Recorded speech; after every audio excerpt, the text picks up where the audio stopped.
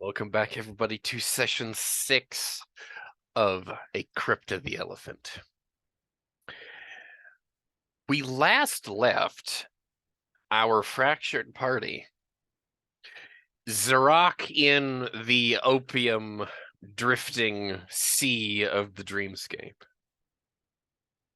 Gree has turned babysitter and having a grand old time with Misa, who's hungry again. She's a growing little girl. She's good. She's sleeping or hungry. There's no middle ground. And Nadim is swiggity swooty. I'm out to put a dagger in that kidney.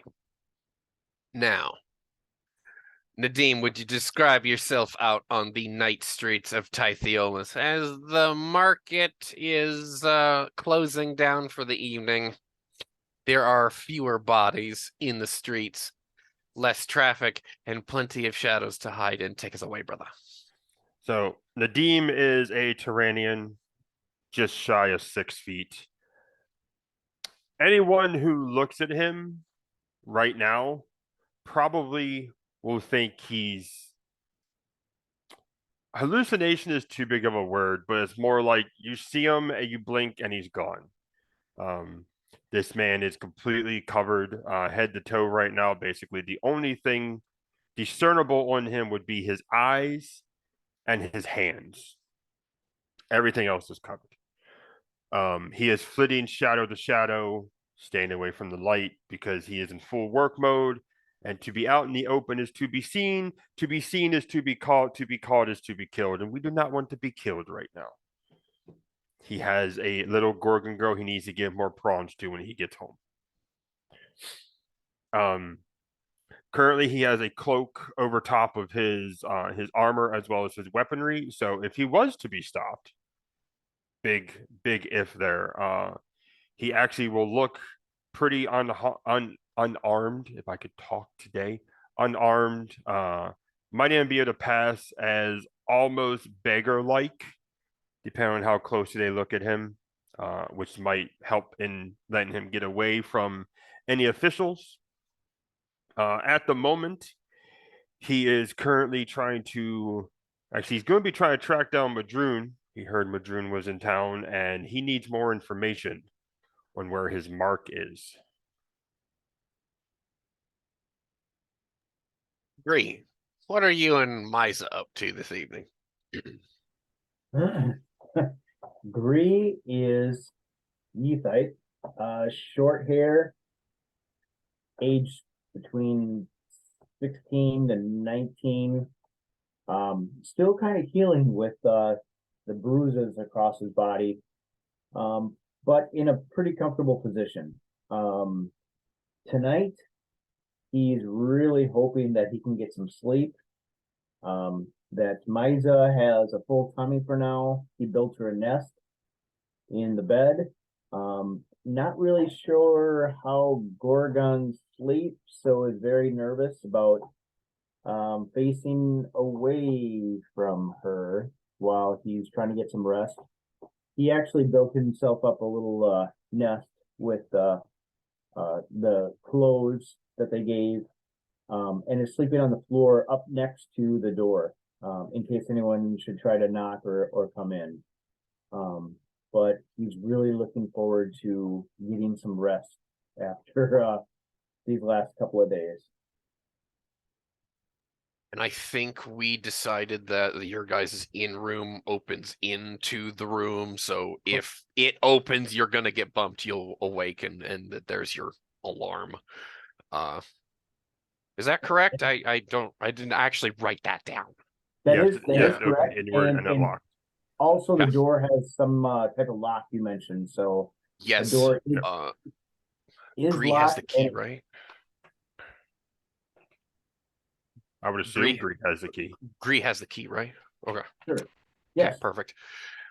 We'll. I do remember I did write down that. Yeah, no, you guys did pay for a room with a lock. Because locks keep honest people out, Gree. make a side note that Gree may or may not need I'm touching my nose here, might need to find himself in the possession of locksmith's tools. Wink, wink. Zarok. Probably not much to describe here besides the delicious dreaminess and how many apparitions are in bed with him in this dreamscape as you're feeling great. Oh, you might become an opium fiend after this. Take us away, brother.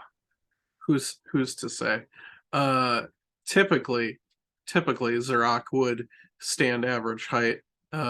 He's laying down right now. He's still the average height. That hasn't changed. He hasn't gotten shorter. He's about 5'7". Oh, he's a Talishite, so he's about average for a Talishite, I should say. He has of course a pitch black stripe down the middle of his still dark but not quite pitch black hair. His hair is about almost shoulder length in the back. His beard is quite close kept, about this length.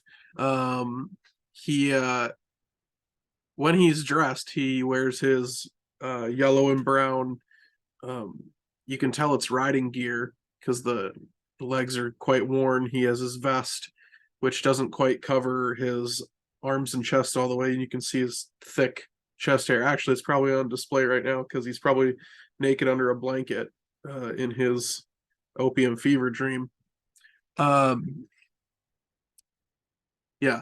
he's in that fever dream right now.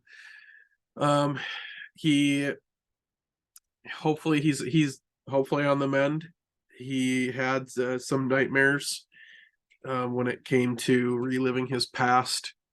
The dreams are tormenting him a little bit, but ideally he will move past that, and he will hopefully be on the mend here soon.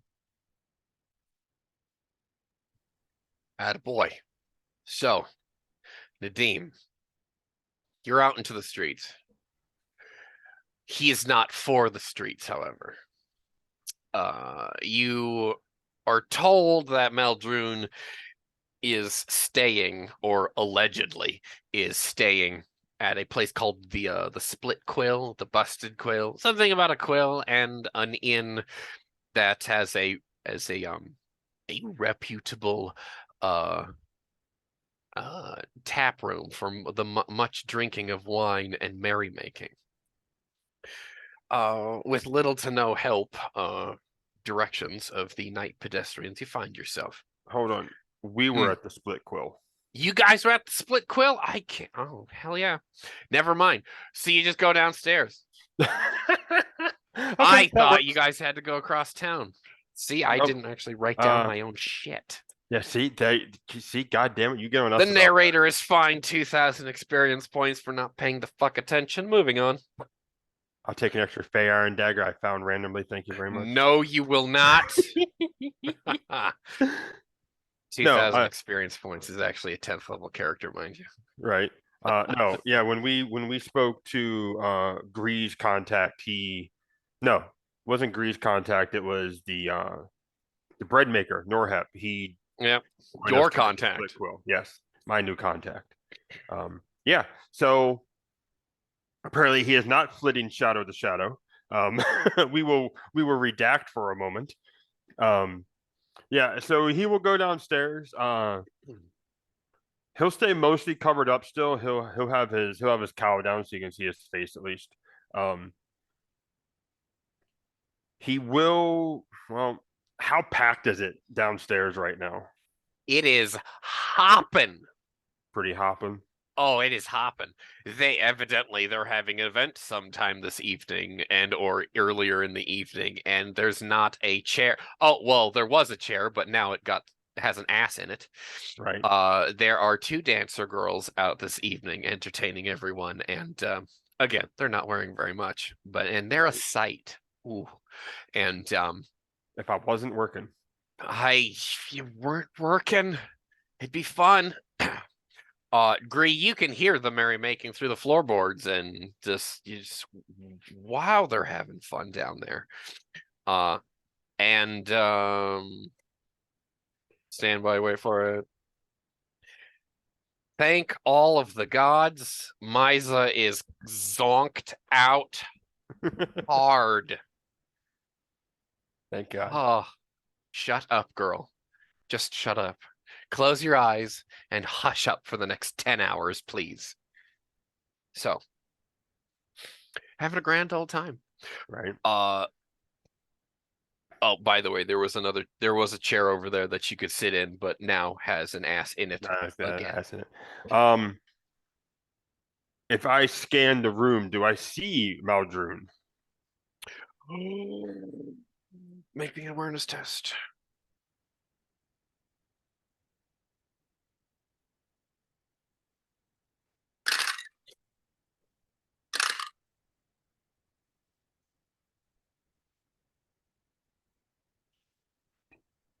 It's going to be an 18. No, Maldrune is not here.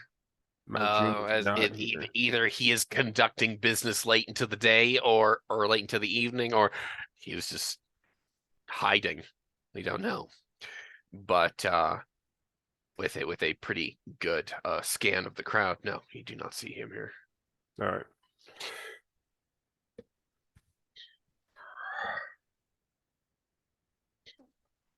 Norhep's not here by chance, is he? I'm assuming not, but... old man hey, he actually is. Oh, good. I will actually... yeah, he is having a glass of whatever they're serving this evening, and one of his daughters is attending him. She's actually looking. She's actually watching the dancer girls some ways away. I believe. Hang on, Norhab is a Gaithite, I believe, right? Norhab. I believe he was. No. Believe, he was an old pirate. Yeah, he didn't of undetermined ethnicity. We're just gonna say he's a Yathite. Say he looks Egyptian. I can't remember if he was Yath or if he was Thoranean. You're a Thoranean, I know that much. I know I am, yeah. I will just say he's Yathite. Okay. But no, he his eyeliner is magnificent, his beard is well trimmed, and he is having a nice evening smoking, having a drink, and enjoying basically it's meat, cheese, bread, possibly a wine somewhere off nearby, as an individual clad in brown robes to obscure its figure. His gait kind of gives him away as male, and you're not so sure if that isn't Maldrune, but he comes in and one of the bartenders looks up at him, waves, and then this brown robed individual just holds up two fingers and picks a table near, doesn't say a fucking thing. He just does this and then walks off to a table on the opposite side of the room. And one of the minstrels ends a set. It's quiet for a few moments. One of the dancer girls goes off to like touch up her makeup, goes into the back, rests for a few moments, and then there's kind of this lull that goes through intermission time. Right. And Gree, it gets a little quiet for a few moments. Oh shit, did they stop? Okay. Please don't wake up. Please don't wake up. Right. When he sees Norhep, Nadim he'll actually go over to Norhep, seeing that the man is fully into his glass and his food. Oh, good evening. And his daughter being there. Yes. He'll actually put one hand on Norhep's shoulder because there's no place to sit, and he is not going to sit anyway. And this is going to be a two-parter thing. So let me get Okay. through this. He's going to speak to Nehep, but when he sees the brown, well, he's going to do it anyway. But especially once he sees the brown road figure comes in, he's actually going to speak in thieves' cant. His other hand,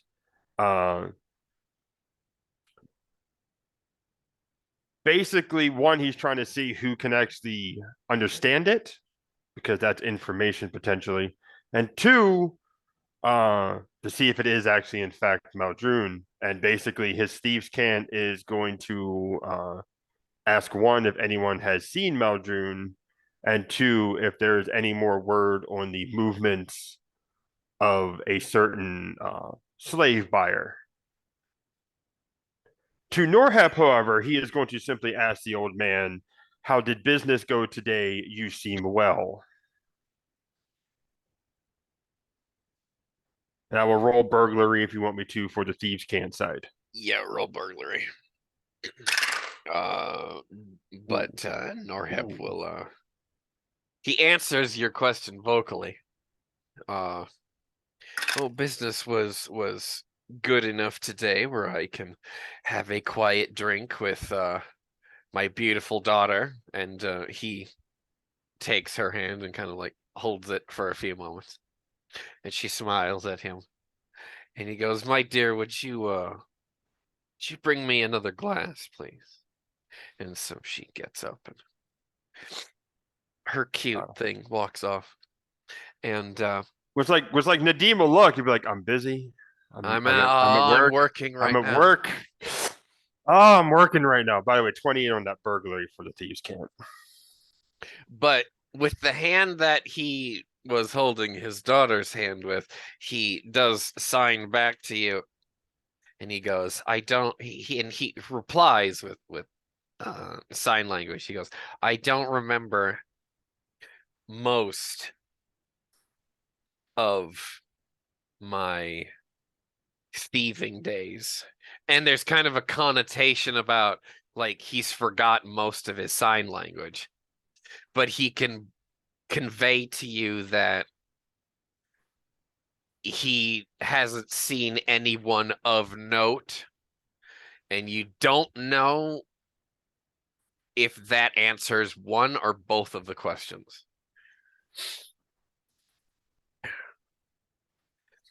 But he does sign very well. I apologize for my age, but I am an old thief. Which Nadim would kind of like squeeze his shoulder and kind of like reassurance type of thing.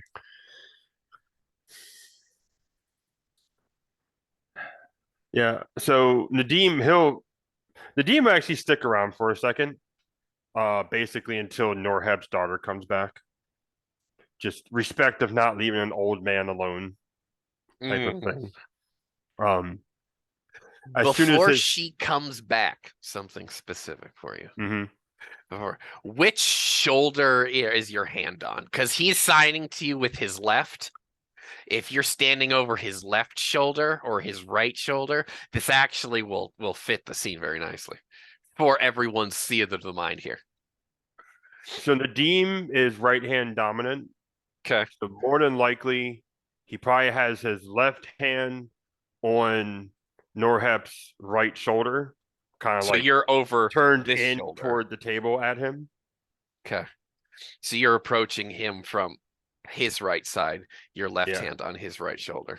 Yeah, and then I'm signing with my right, and I can see him signing back with his left. So his hand is like right here as he's signing because she left that way. And this was the left hand was the one he was holding her hand with. Gotcha. So when she left, he's signing here, and his right hand is actually on his glass on the table. So this is my webcam isn't showing you the most of the scene, but my hand on the desk is like right here, and he's signing with this hand. If your hand is right here and you're up over here. So he signs to you with his left hand, He says, I did have an interesting customer earlier today after you left. And he goes under the table and he passes a small baggie of coins up to your hand. It just leaves the baggie of coins right there.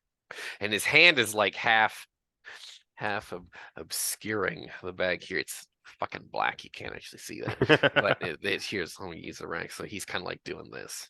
Right. He's like lifts a finger up and he sticks it under your finger there. Whereas like Nadim will like do that subtle like he'll like flex his fingers out and then kind of just like grab it. Does the hand stay there? For the moment, yes. Make but a it's stealth check.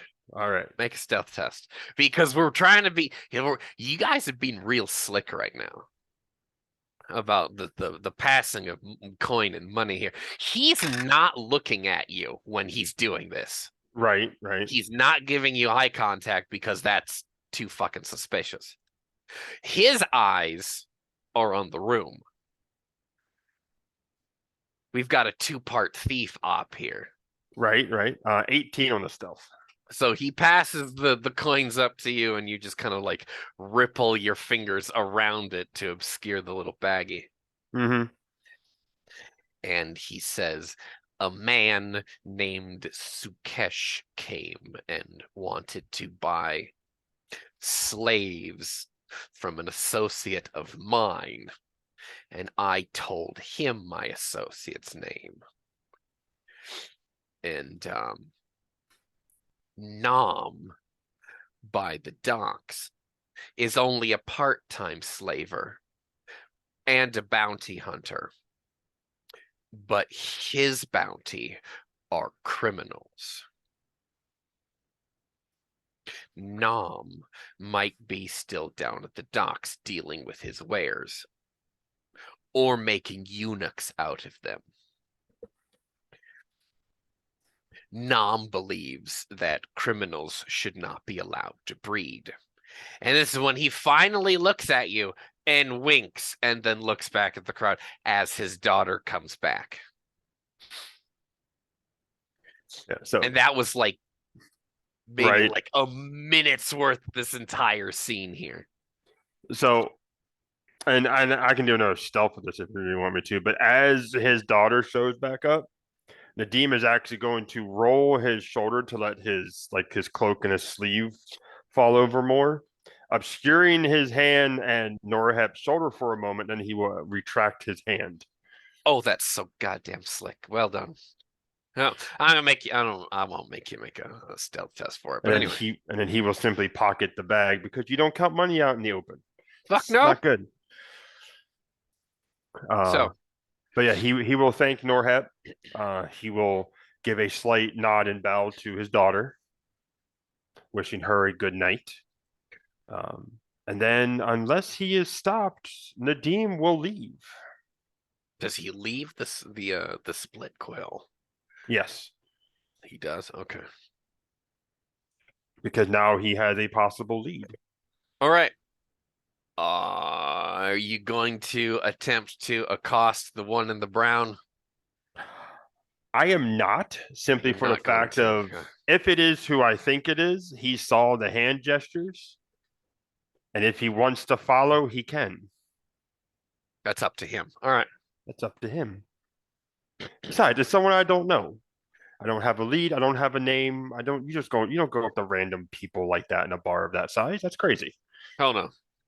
Especially not in my possession, my profession. It's nuts. You don't do that. That gets you knifed in an alleyway. It does. No. Going on to the next scene here. So, out on the street, you can find yourself in ample shadows to obscure yourself, should you wish to. Yeah. How do you wish to proceed? So, he is actually going to go try to find this Nam fellow that Norhep pointed out to him. Okay. basically trying to get more information or a possible direction for Anku before he just strikes out in a random location. Because them leaving with the slaves was what, like 3 days ago, 4 days ago? Something to that effect. Yeah. Recently, they took a ship upriver to the inland sea somewhere. You're right. So yeah, I will go see if I can find this Nam fellow. Well, best case, I'll just put you back down by the slave quarter. You smell it before you can see it, and the sounds of screaming accosts your ears. Ear-splitting, agonizing screaming. When you see it, there's a Thoranean who is branding a few individuals, a few ruffians who may or may not deserve it. But besides that, the only people here in the slave quarter are the ones in the cages. However, the white guy with the cat's eyes is up on kind of like this raised platform where like the slave auction would be. He sits behind a desk by torchlight, excuse me, lantern light there. There's a brass lamp with a blue-green witch fire flame there, and he's going over clay tablets and papyrus scrolls and papers and such like.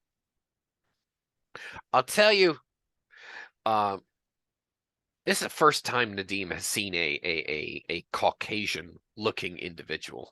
He looks like a fucking ghost wearing clothes. It's really goddamn uncomfortable to actually look at this guy. Clearly, he is a foreigner, stranger in a strange land. Everyone else is bronze compared to him. Nah. This guy has a tan, a quote unquote, a tan, but clearly he's white in comparison. Right. White like virgin snow. But those of us who are of Earth, who are of Irish ancestry, it's red, it's white and then scorched and then just repeat. So Right, clearly this individual has been here a while for that to take hold and give him a tan. Continue. Right. Yeah. So Nadim would have seen him the first time, so like the shock of seeing him isn't as bad. It's also, once again, Nadim is in work mode. He kind of like looks at him. That's fucking weird. How do you survive in the sun? I gotta get back to work. And he's wearing black. Why is he not dying in the heat? Right. But then again, like Nadim like reflects, is like, well, I'm wearing black and I'm not dying of heat, so who knows? We're not gonna, point fingers at that one. Nadim, seeing all the paperwork, Nadim is assuming that guy is some authority figure here in the slave market. And once again, he is assuming, because of course we don't know yet. He is assuming the one branding is quite possibly Nam, considering Norhep said that that's kind of what he does to his slaves who are criminals. So Nadim will give, a good 10, 15-foot berth, but he'll kind of wait for the man with the branding iron to get done, because he doesn't want that thing swinging at him anyway, because that hurts. And I'm wearing a lot of cloth. Right? That branding iron might actually light you on fire. Yeah, right. Especially because he's got Reed armor on underneath. Whoosh. I go out like a goddamn match. So this individual, the taskmaster branding his chattel, we'll say, One of them gives a very undignified, very unmanly scream, and the taskmaster boots him in the ass, and he falls over into a mud puddle, and uh, throttles him quite viciously. One of his attendants picks this individual up and tosses him into a cage nearby, and you do finally catch his eye, and he is a Thoranean, a rather gruff looking Thoranean in his mid-50s, we'll say. A thick black and kind of like shot through salt and pepper beard that is split into two with gold rings in them. His turban is a kind of like a pale brown, and he says, it's a little late for the purchase of criminals, but I still have time if you have coin for them. He goes, this lot needs to be beaten a little bit more, however.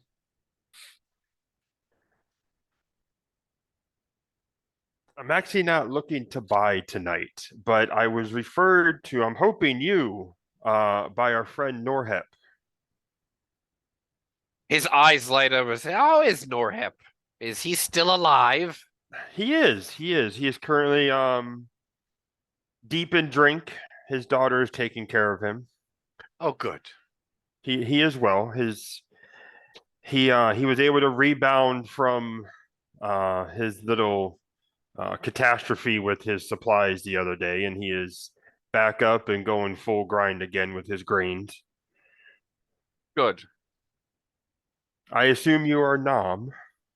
I am he. Good. So, and Nadim being Nadim, he's going to look around for a second. He's going to look up at that white man. Basically, the slaves, he doesn't care if the slaves here because no one's going to believe a damn slave anyway. But he's basically making sure no one's like listening in. No one gives a shit about them. Right? Allegedly, Nam has two rather brutish attendants with him who are also Thoraneans, but aside from that, say 8 slaves, him, his 2 attendants, and the one bodyguard who is attending to the white foreigner in admin. That's however many, including yourself. That's how many bodies are in this scene right now. Right. And Nadim's going to switch to. Well, actually, Nadim's been in Thoranean this whole time. Of right. Course, mother tongue. I'm wondering about the whereabouts of the man who came and bought 300 slaves the other day. Oh, him. Yes, him. Yes. I've been hearing rumors and tales of where he is taking them or where he is going, and I have people who are questioning his motives.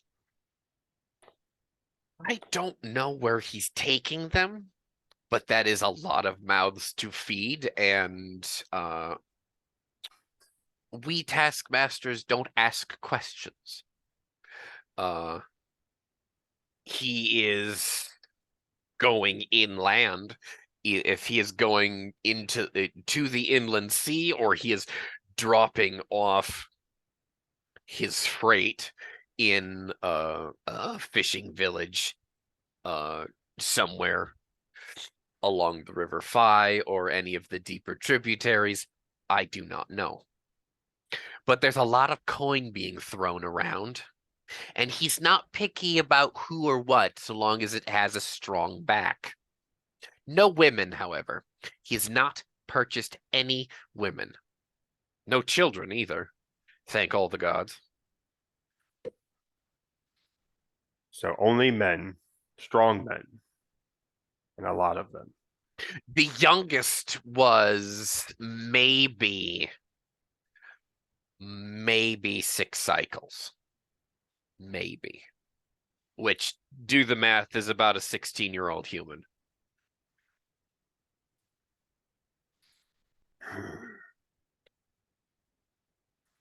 And the oldest was no more than maybe 22 cycles, which is about 50. Inland, possibly up the river. You don't know of any new ground being broke, do you? New buildings being made? I have not been farther inland in some time. Okay.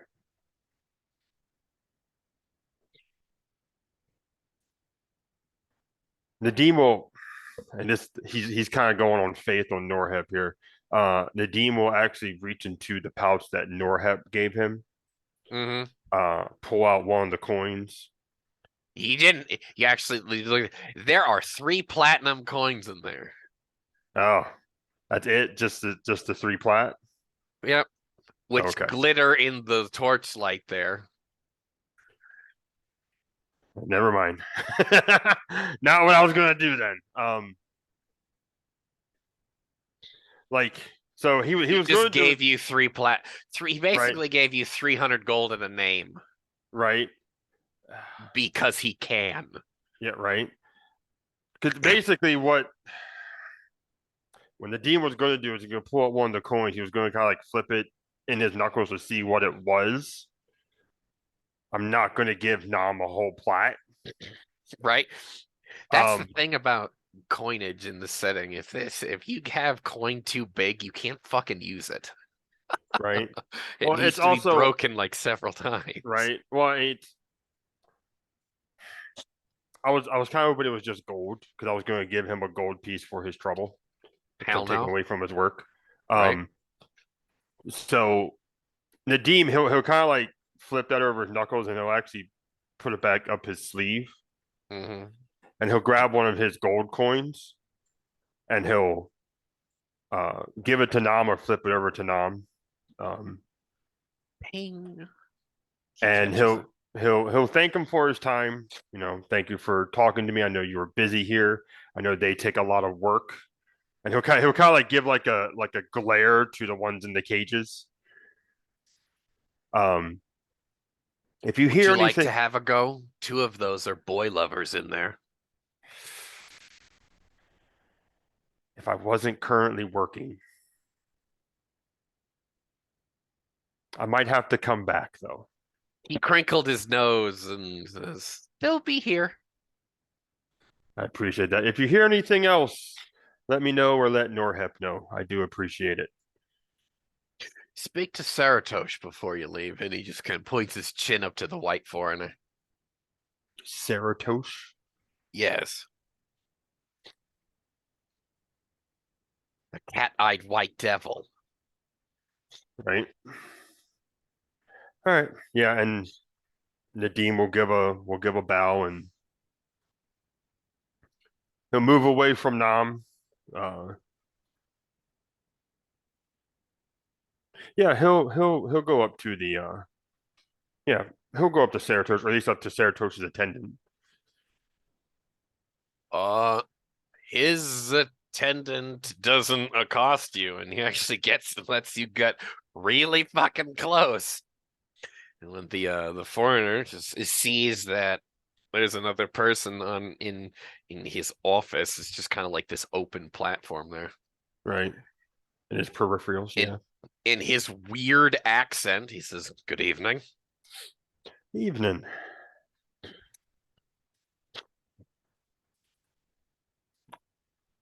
The team's trying to figure out how to word this delicately. I am trying to find the whereabouts of a man who is currently moving around a lot of product. I have a few people who are concerned for his whereabouts and his motives, so I am trying to make sure everything is okay. I was told by our friend down there to come talk to you. I'm assuming you mean Sukesh.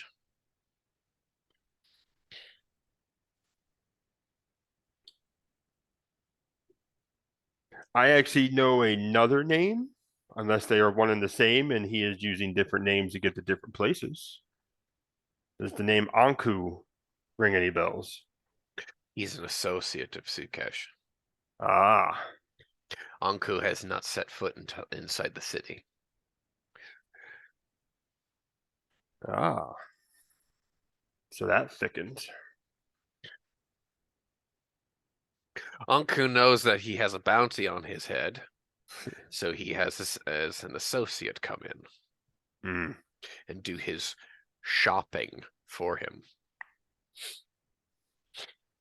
I heard lots of mouths, lots of materials, lots of supplies. You wouldn't happen to know anything more on that, would you? I've heard rumors and tales of things he might be doing, and it's oddly perplexing. Something about a new temple or a new shrine. I do know that they worship some strange devil, and there may be rumors of them building a shrine out there. But this is either cannibal talk, desert madman talk, or criminals, which you can believe half of the thieves in this city. Right. And the other half, you can't really throw farther than you want to believe them anyway. No.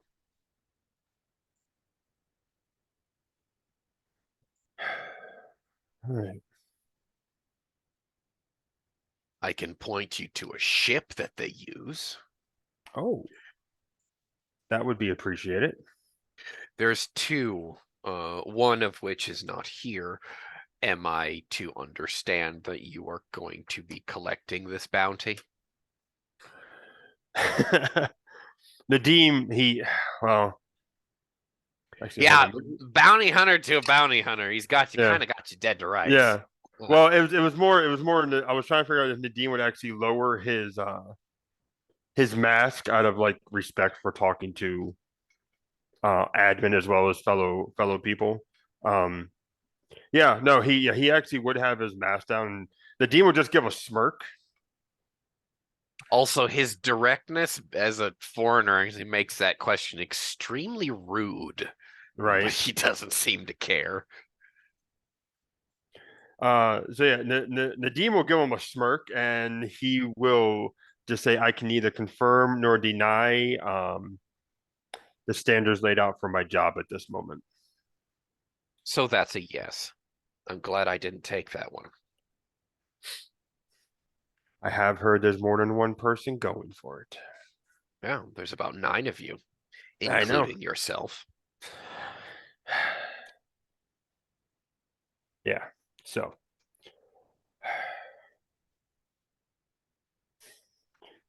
So you said one of the ships is not here?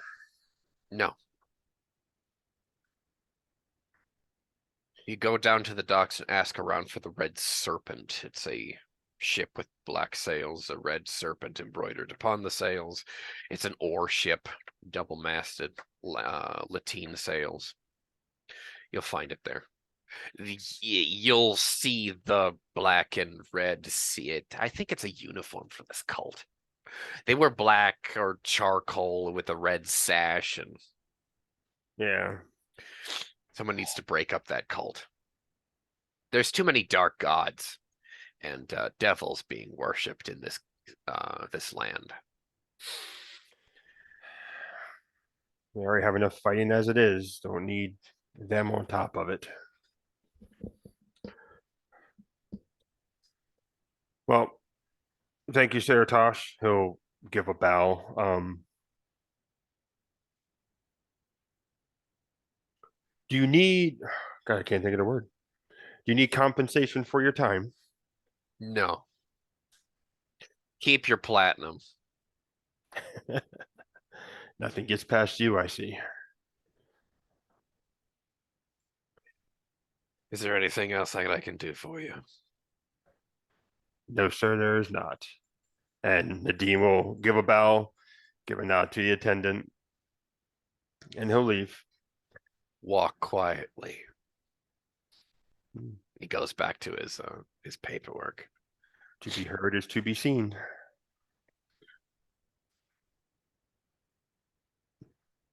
How do you Yep, wish to proceed? uh, we're gonna follow the breadcrumbs because that's all I have to go off of right now. So we're gonna head down to the docks. Apologies for the other two. I know I'm kind of taking the majority of this one.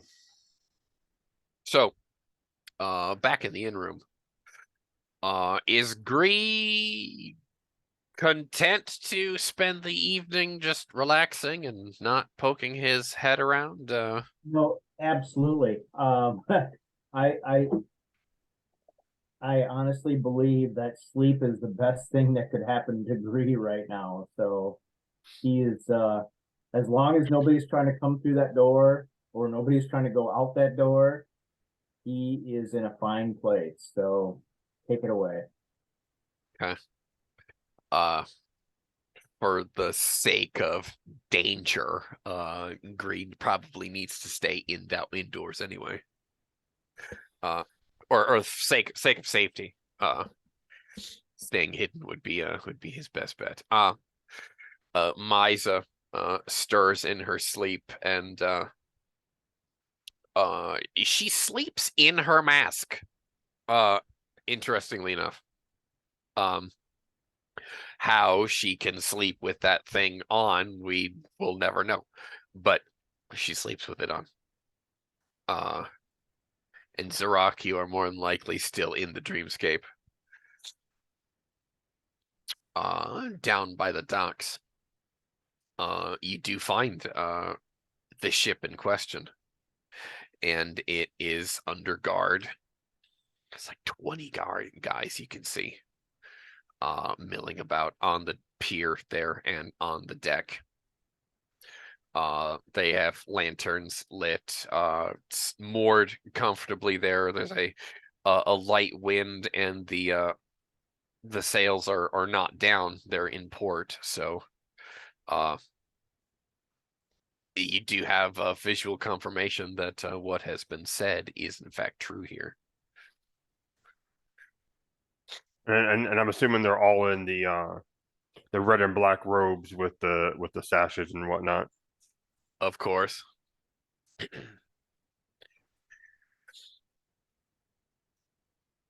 there a dock master nearby? Yeah, I would say so. Yeah. Quartermaster that sees over at least this section of the docks. He will be in his office. His slaves for the evening are attending their duties, and he is going over his administrative duties. A captain and a few of his crew dismiss themselves, just finishing up their appointment with him.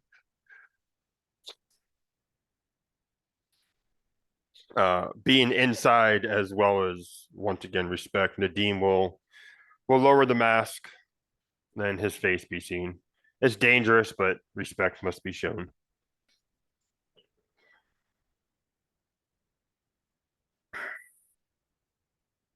Okay, is it actually a quartermaster or is it actually a dock master by name? Sorry, no, it'd be a dock master. Okay. I didn't know if This is currently the dock office. yeah, okay. I did nomenclature aside. Nadim will walk in after the crew leaves. He'll give a bow. And what race is he? He is a Yathite. Okay. So Nadim will go back to Yates. A few questions and a portion of your time if you have a moment, Dockmaster. I have time. That was my last appointment for the day. Ah. Hopefully their fortune goes well. I hope so. I am possibly in in need of transportation as well as the whereabouts of a ship. I have both. Where are you wishing to go, and what ship are you looking for? Well, where I wish to go kind of depends on the second question, and he'll actually like look out the window. I'm wondering where the Red Serpent is going. Oh, those one of those two ships is they have been ferrying slaves somewhere up river. We don't know where, but they have dock clearances and they pay an exorbitant amount of money to keep everyone quiet.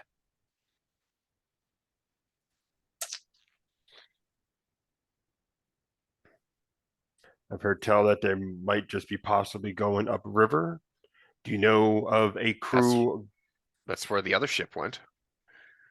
Well, at least they're being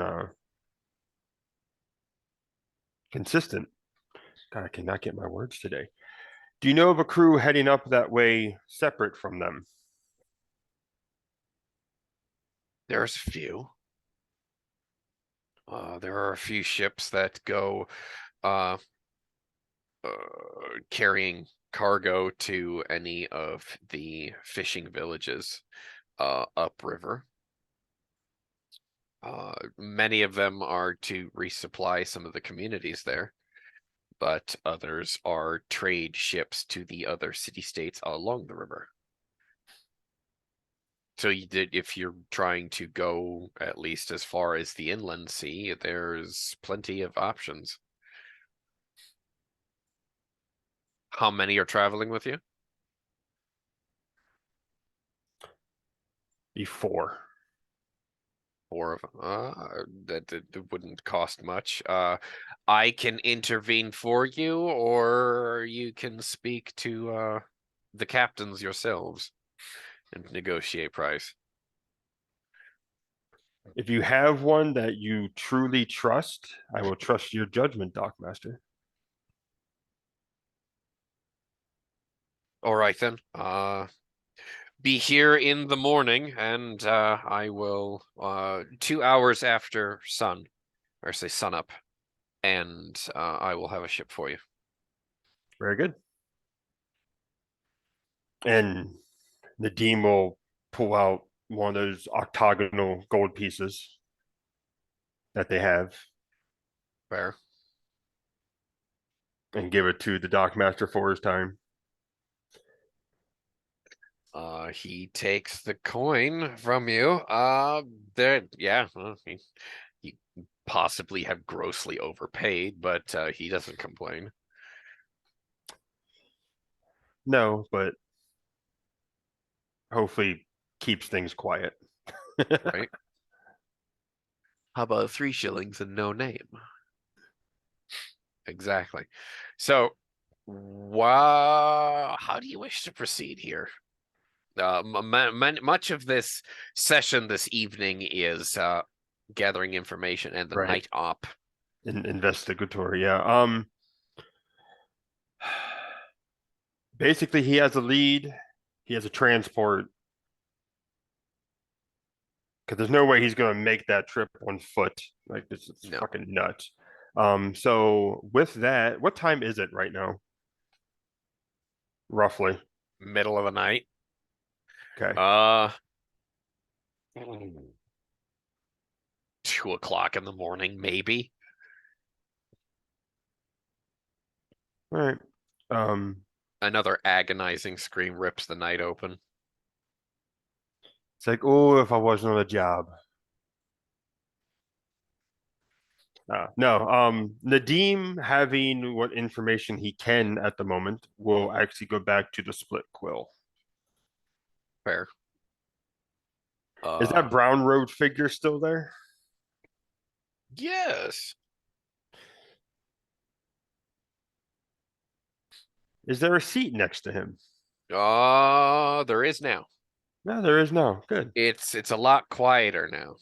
Oh. Norhep is gone though. Oh. Hopefully he didn't get too drunk tonight. No. Nadim will take a seat opposite the figure. He'll hail down one of the serving girls, get himself a drink as well as the brown robed figure across from him. Mm-hmm.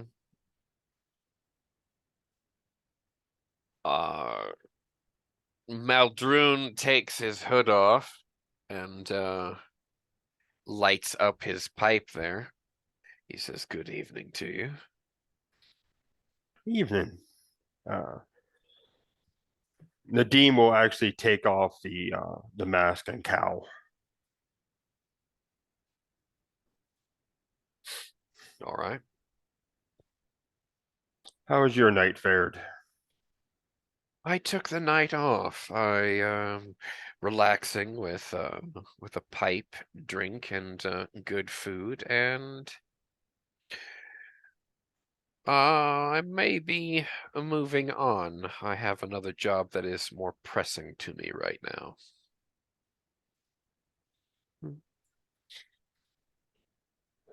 I have secured transportation in the morning Good. to try to take care of my job. Though I have heard from multiple people that I am in a race against time, as many people have this job. You better be about it then. Well, I'm not making that trek on foot, No. No, you should not. but first thing in the morning, we shall be off. Good. I wish you luck. This is the cult job, correct? Oh, It is. I damn wish you elephants. luck. Lady Luck, smile upon you, we hope. If you don't come back and I don't hear of you, I will burn some incense for your peaceful passage into the realm of the dead. Well, Cool is either going to guide me or, well, she'll take me. So I guess we'll find out in the end.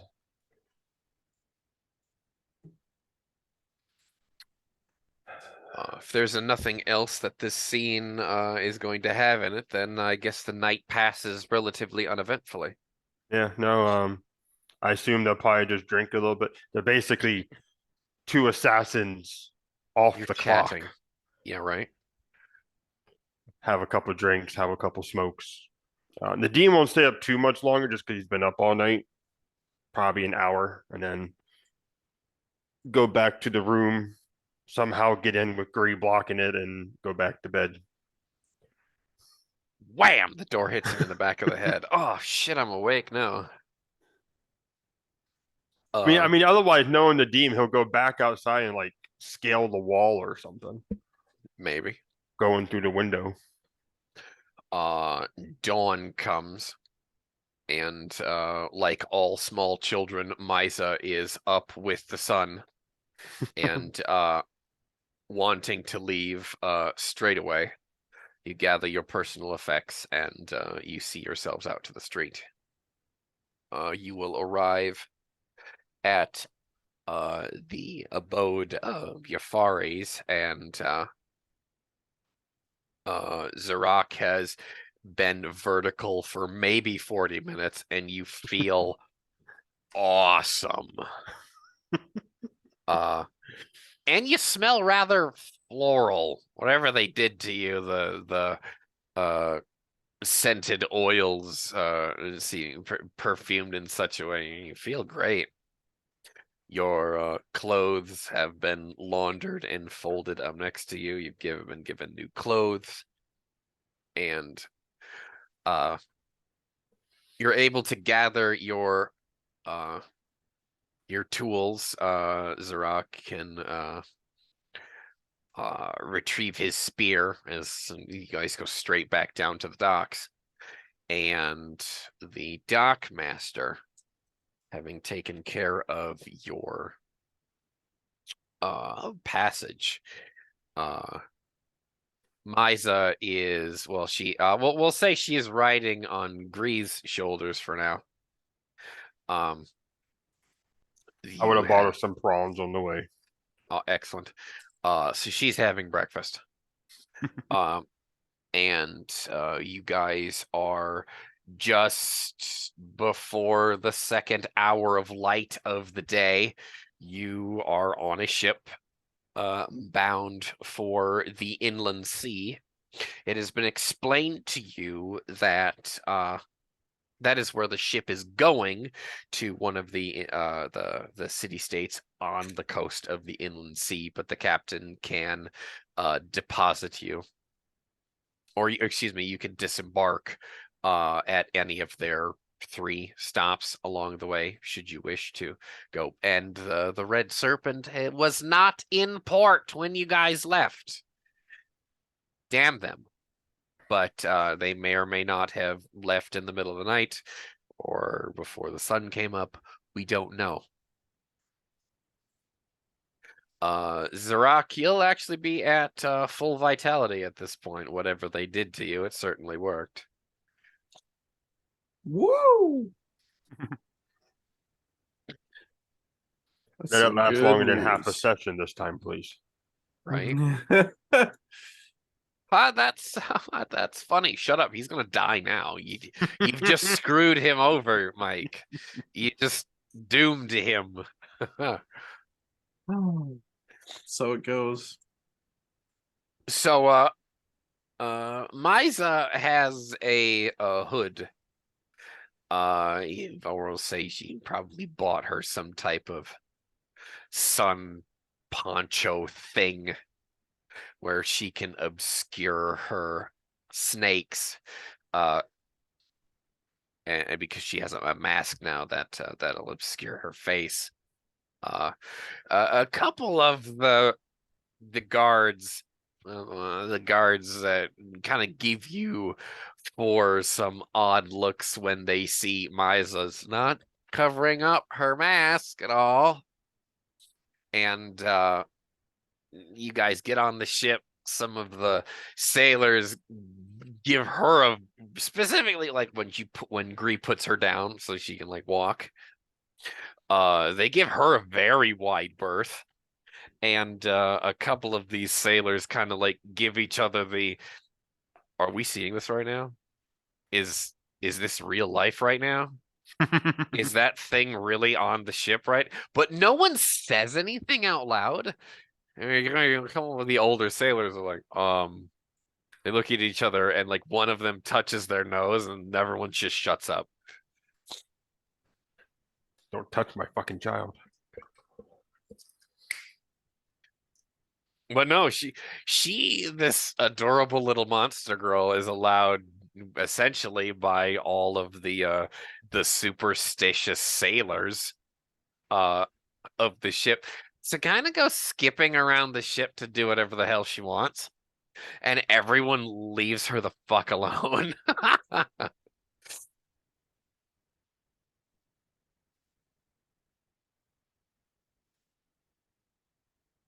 You guys essentially can proceed however you guys want.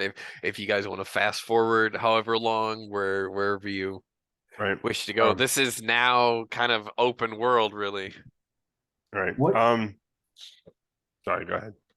I was gonna say, what I'd like to do is pull Zarak aside and just kind of do a triage and go once over and see how he's looking and how he's healing. He looks healthy as a horse. Whoever was doctoring him did a fantastic job. It seems almost sorcerous or supernatural the way he seems to be. He seems very spry and very upbeat. No exhaustion. His wounds are largely closed. His bandages with fresh tea are healing wonderfully. He could fight a battle and stay awake for 3 days and fight in the saddle. Although he looks fantastic. He feels fantastic. Zarak, you understand, this is amazing. I've never seen anything like this before. I may need a stool sample later.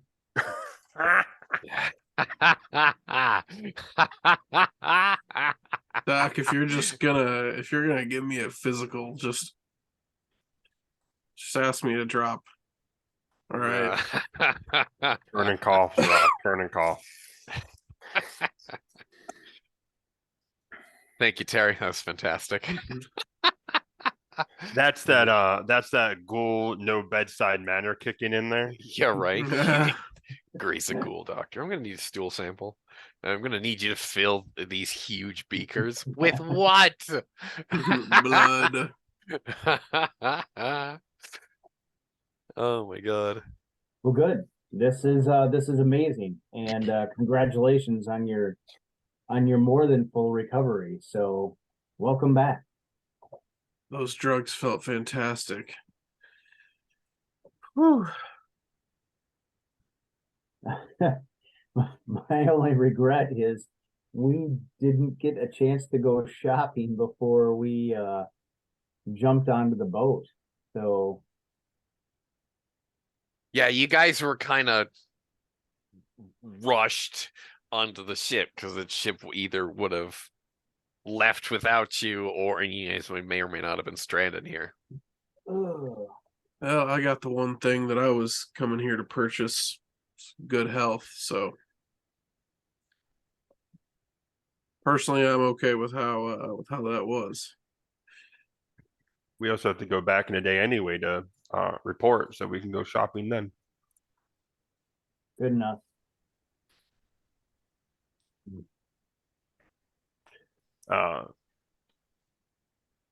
Does this ship have a name? It had been given to you.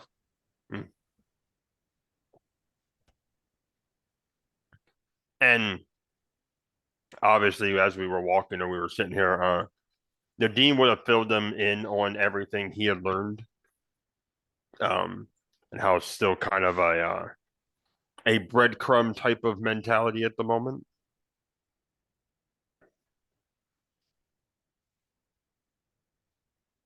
Where is your, or where do you guys wish to disembark? Was what is the So- big question right now. So they're stopping at 3 places along the way. Yep. And To be then the other villages to trade or resupply the village, and their journey is to go to one of the larger cities on the coast of the inland sea. and based on what I've been told, I'm assuming these guys have all gone more inland, Somewhere. right? Because I'm assuming even like if we come up on this thing, this doesn't look like it would have been a spot for people to ferry hundreds of slaves back and forth. How do you mean? There's you guys don't know where they're going. So there's at least 3 or 4 different places that they could have dropped. So I'm asking you essentially, where do you guys want to go?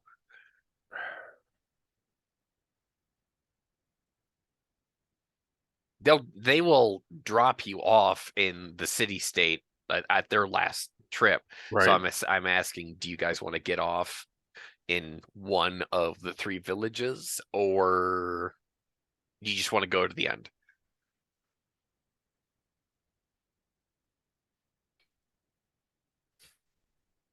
Because asking the crew specifically about the like the slaves being moved, they don't know anything about that. Mm-hmm.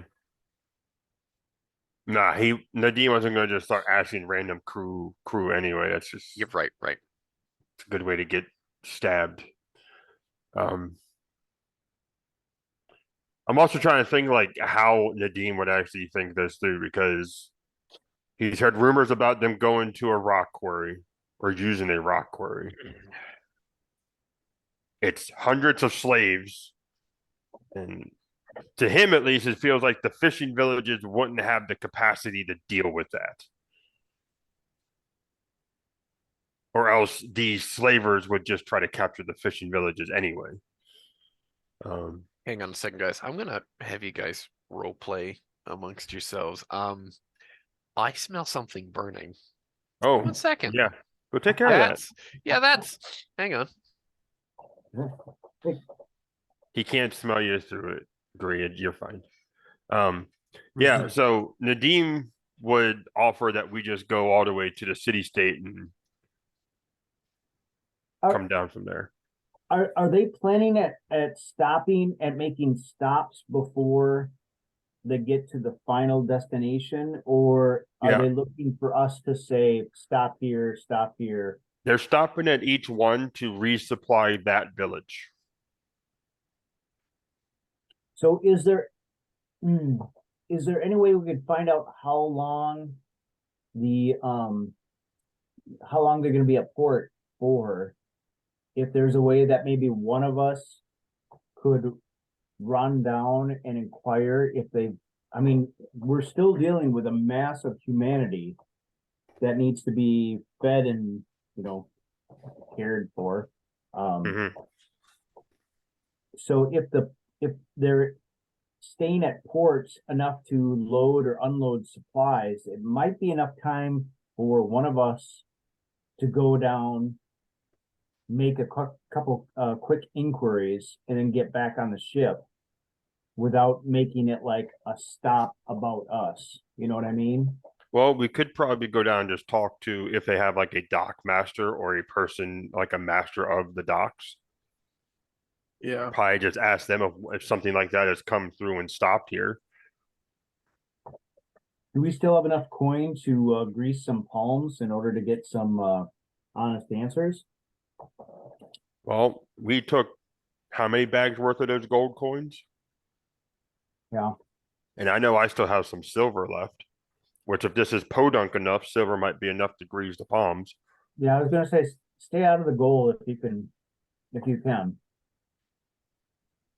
Gonna say I've been poor forever, so I still have like a silver and a half. That's about it. Actually, would he have? Yeah. I'm gonna grab some more water while Rafe is. I'll be right back. Yeah, I think you two more streetwise folks can disembark. I can't imagine that it would take less than an hour. I mean, I don't know how many supplies. I don't know how many supplies are being unloaded per village, but I can't imagine it would take like less than an hour to haul some supplies up, facilitate the removal, and moving them down and everything. So I feel like if one of you or both of you are first off the ship, you can beat feet to the dockmaster or someone similar and make some inquiries real fast. I feel like that wouldn't be unreasonable. Excuse me. Also, if we get a spot to where we're kind of like actually alone, Nadim will give each of you a platinum. Kind of split the bag that Norhab gave him. Throw that on my coinage. Try not to lose it. No guarantees. Someone is cooking out nearby. It's nothing in my apartment. It's Oh, that's fucking good. burning. That was spooky. That was really spooky. I didn't realize that I've got the AC going on right now, and I forgot to I've got the curtains closed here, but I forgot to close the window right here. So someone I had smoke come through the window, and you guys can't see it, but I'm touching the windowsill right now. If that's how close it is. And no, Mike and Gray are describing things, and I'm like, my computer just got fixed. If something is fucking melting in there, I would be so pissed. Okay, I apologize. No. That makes perfect sense now. Now that you said that about the computer, I'm like, I apologize for destroying the immersion. Let's get back to it. I apologize. We'll Let's edit that go. out in post. Right. Right? Okay. Oh my gosh. Okay. So what we decided is 'Kay. when it's gonna be kind of weird, maybe even to the crew. When they dock, At the first stop. right? If I go up and just kind of like ask them like how they do all this stuff, like do they tell me like roughly how long it takes to get what they need to unload and what they need to load? Like is it gonna be like an hour? Is it like a 5 minute drop and go? Like That depends. The quartermaster explained, well, there's a few stops that along the way that might take a day, might take 2 days. Sometimes Oh. the villagers want to trade, and sometimes the ship needs to resupply, so it could be anywhere from like a matter of hours to a day or so. Okay, I was depending on how big those villages were. I was suggesting that it would probably be like an hour or two or something. So yeah, that's basically- that's a lot. That's a lot more time to work. yeah. So essentially, what we want to do is when they drop off at like the first place, me or Gree are actually going to leave and talk to whatever their version of a dock master is, Which would be the headman of that village. the headman of the village, to Yep. see essentially to see if these slavers and cannibals have come through or not. And There if is we, literally plenty of time for that. right, Plenty. There's potentially a ton of downtime here. when you were gone, we were thinking, oh crap, there's going to be like an hour window. We need to be quick about this. Right. That's the way that we were running it. But basically, Oh. when Yeah. they stop, we're going to go investigate. If we pick up our breadcrumb trail, so to speak, then we will leave. If not, we will get back on the ship and go to the next spot.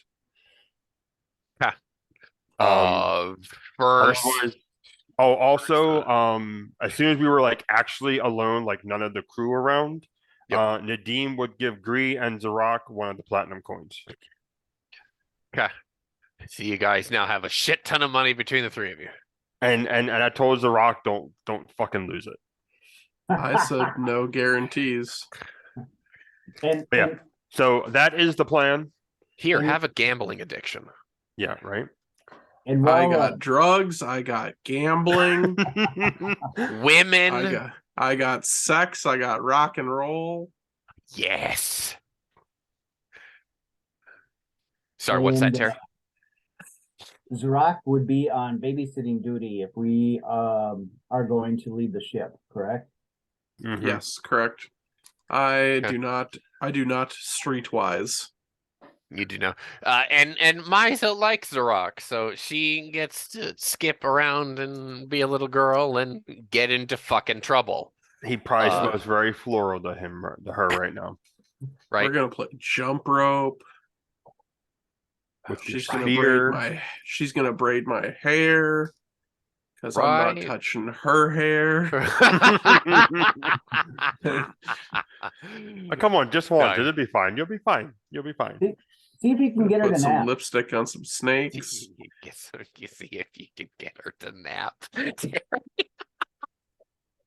Zarak having been a father knows that that's not, you don't, when they fall down, they fall down. That's So We handle Uh, them. We don't tame them.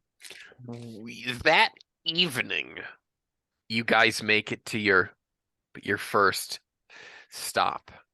An hour or so before, like, what would be traditionally what dinner time would be. They're gonna be here for 4 hours, tops, real quick. And when the demon Green leave to do their scouting, a rather nondescript young man walks up to Gree and gives him a scroll. He's younger than you. If if Gree can pass between 16 and 25 years old, this kid is maybe 12, 13, 14. He's a kid, a few years older than Liza. But something gives you a scroll, and then he fucks off. Wait, what is this? He's gone. Oh, Goddamn kid. all Do right. you read the scroll right there? My first instinct is to open it up. Like, It is a letter addressing you, informing you that Yafaris is dead. oh. I read this to Nadine. I'm not keeping anything. What? It comes to your attention that some time the morning after Zarak had been cared for, and sometime possibly that afternoon that you guys had left, that someone broke in, killed everyone in that household, and burned the house down. Who is the scroll signed from? It's not signed. It's just addressed to you.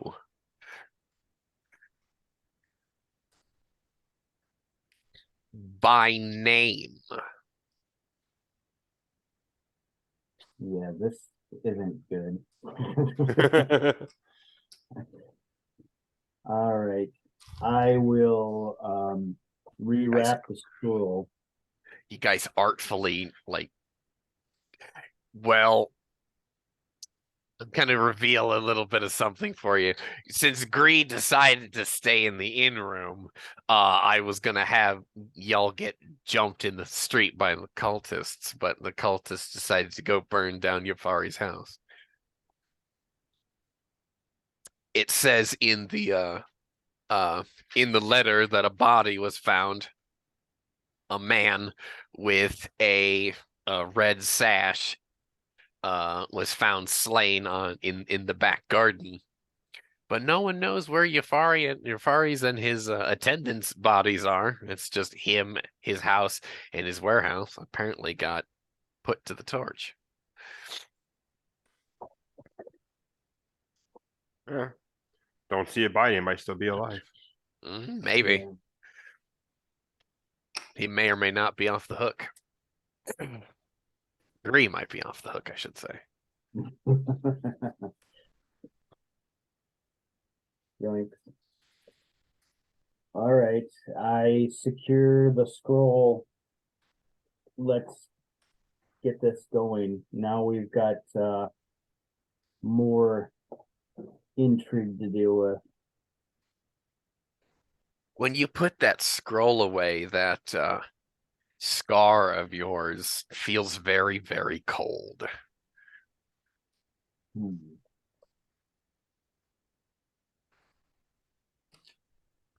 I'll touch it without drawing notice to it, and then let's keep going. The demon just kind of like raise an eyebrow, like, you good? Let's go. We've got work to do. The headman of the village welcomes you.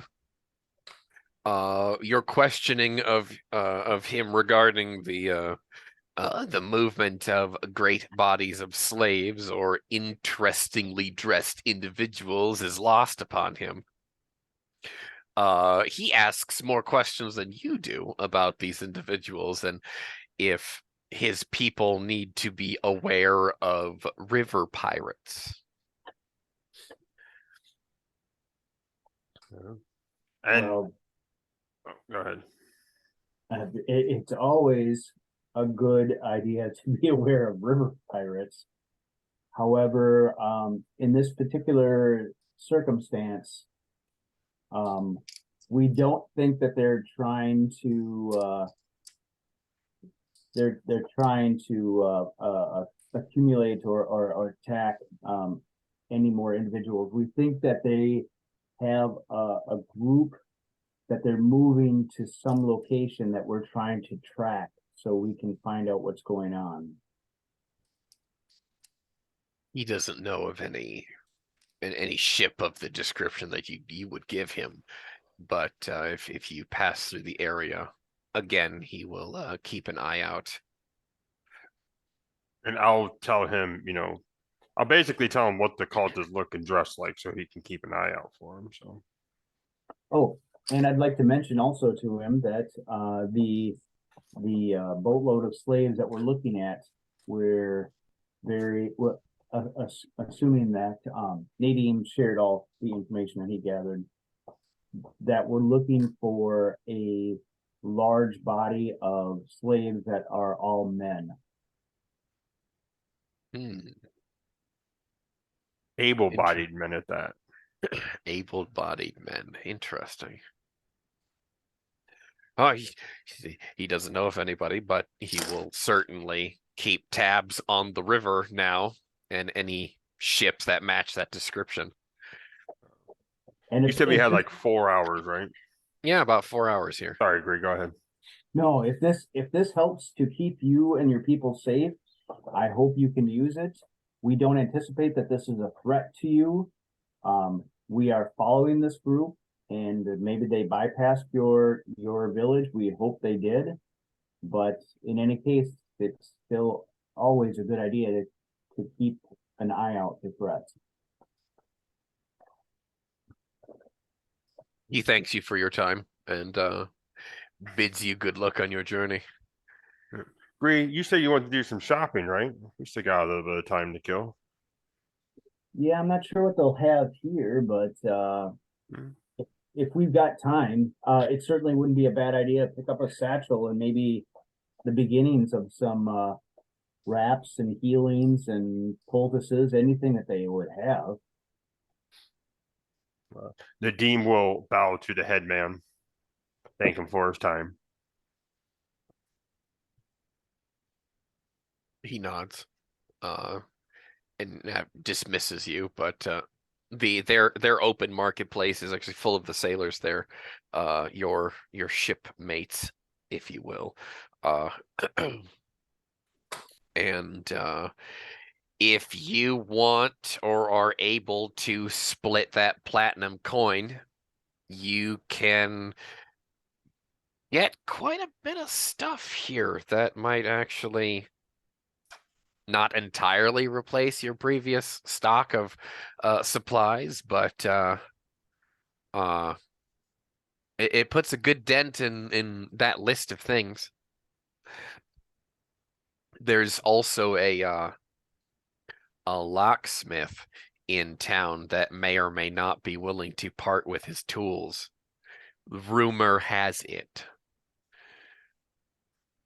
I will, as long as we have time. I'm not going to try to, extend anything beyond our capabilities, but Well, I would say as long as we see sailors in the market, we're probably fine.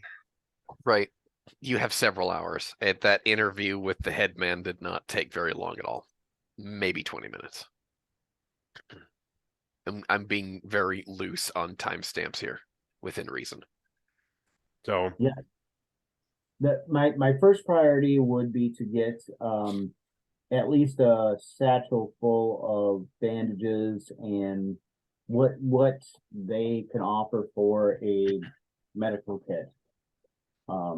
Knowing that eventually we'll go back to the larger city and maybe fill in some of those gaps, but yeah, I would think that would be worth our money to resupply a first aid kit. Okay. I don't have the means to just say you buy a medical kit. You have to buy the supplies and build it yourself. Okay. And I can do that outside of the game and we'll just fast forward through it. Or you can have a look at the guidebook and build it yourself, and we'll just ballpark coin cost and move on. Yeah, we can. This will come to an ass grinding halt if we talk about that right now. No, we can take it offline. Basically, what I'm looking for is a satchel, bandages, and at least the basic beginnings of healing herbs. Fair.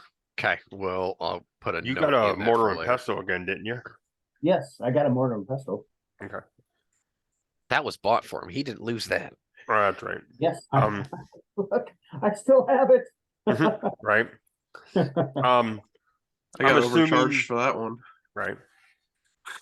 I'm assuming there's probably actually, since we have time, I'm actually gonna go back to the ship and get Zorak and Miza. Because I'm assuming Miza is hungry and we can take her through the market. She is dying and wilting like the tiny flower that she is. Oh, I'm sure she is. Poor She's Miza. she's being very over dramatic today. While Nadim is gonna go back and do that, I say I've got a couple of things I want to check on by myself. Let's just meet up in the town center square, whatever they have here.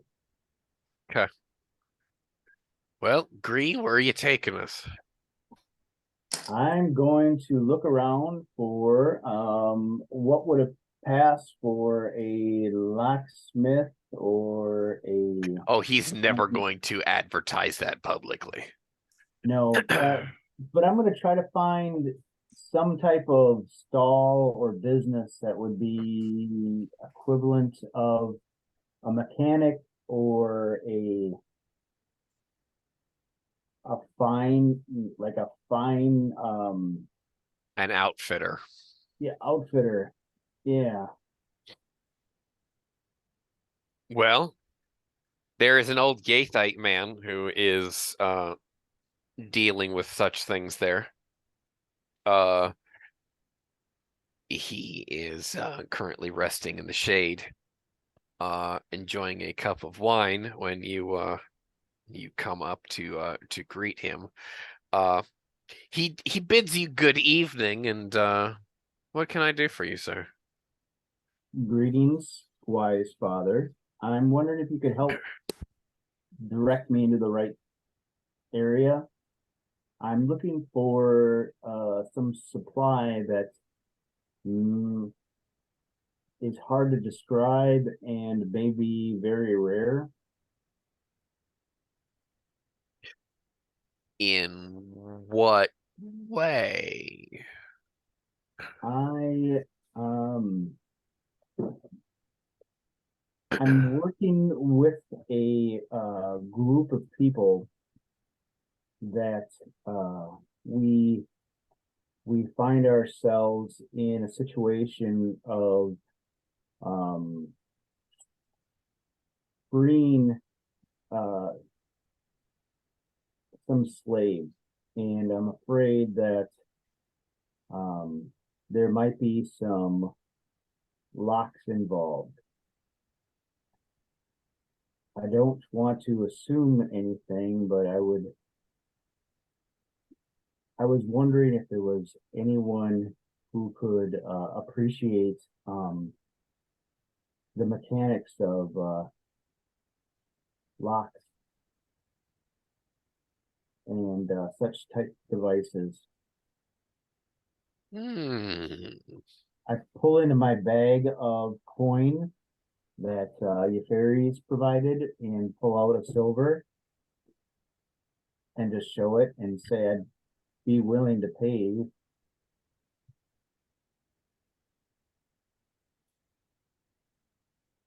I could, in a matter of speaking, part with my tools, but it's going to be more expensive than that. And he points to the silver coin.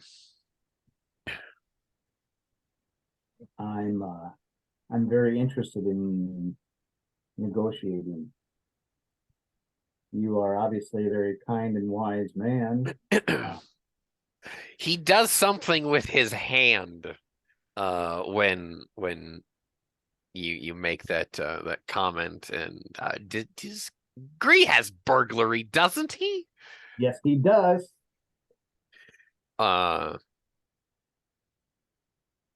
He actually signs to you with sign language. You're very new at this, aren't you? I sign back. Yes, sorry, master. I am. But what I speak is true about the slaves.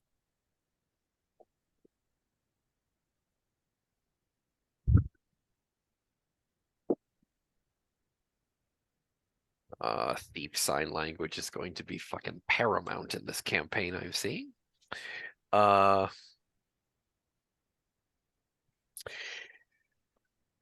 This old man, the old outfitter, signs back to you. Rule number 1, don't negotiate with your lips, always with your hands. No one needs to hear what we're talking about. So come back after dusk. Actually, he doesn't say after dusk. He says after sundown, and we'll talk. What time is it now? Or You want a more number or you want ballpark? more accurately, how close it is to sundown? About an hour and a He's half. He's wondering if he has time before the ship leaves. Oh, Right. it'll be close, but you think you can do it. All right. Yes, I will be here. He dismisses you with the air of a thief who is retired. And my God, is everyone a fucking retired thief in this campaign? I guess so. I'm not retired. Don't talk to me. Yeah, right. Excuse me, Norhep is a retired pirate. Come on now. This guy is a retired thief. You assume. We need a retired assassin and a retired smuggler, and then we have the quartet of old thieves. Okay. I'll walk Gree, it's around your and scene, man. Go for it.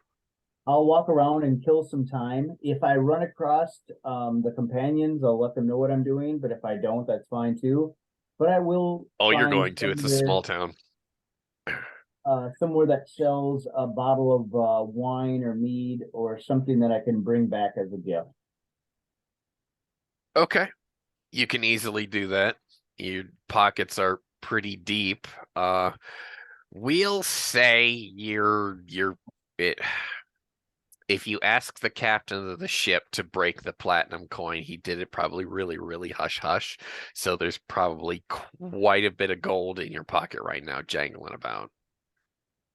So you can buy a bottle of wine, pretty good stuff from what this small town has for very little money. Since the party has regrouped, the four of you, how do you wish to proceed? I let the party know, hey guys, I've got an in on a thing that will help us. Don't let the ship leave without me. I have to do this by myself. Misa speaks up and says, "What's the thing?" I'll show you. I promise I'll show you when I get it. Oh, It's a it's surprise. a surprise. Yeah. You guys say at the same time.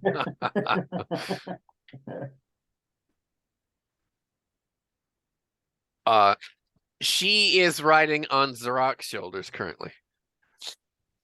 Some sort of seafood in her mouth. Oh yeah, she's stuffing prawns. She has an oyster, a snot from a rock in her hand right now, and she slurps the thing like a pro. And it sounds disgusting. God damn it, girl, don't do that. That's the best part. So yeah, no, what do the four of you do? Sirach's just hoping he doesn't get sea snot in his hair. No, Misa is a very nice, very dainty, polite eater. She doesn't get anything in your hair. Woo. She does give you the empty shells though. She doesn't want to hold on to them. Here you go. Hold these for me. Thank you, dear. There's a slurp, and then like a shell comes down into your view. Yes, thank you, dear. Another slurp. Yes, thank you, dear. As long as we're here, we got a little bit of time to kill. I'm also going to look for a replacement saber.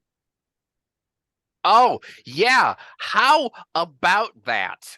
You guys plundered a piece of artwork from an age past, and no one has done a goddamn thing with it. Excuse me, I'll get off of my soapbox. Keep that shit wrapped up and hidden. We don't need that attention. Yeah, right. Yeah, Nadim.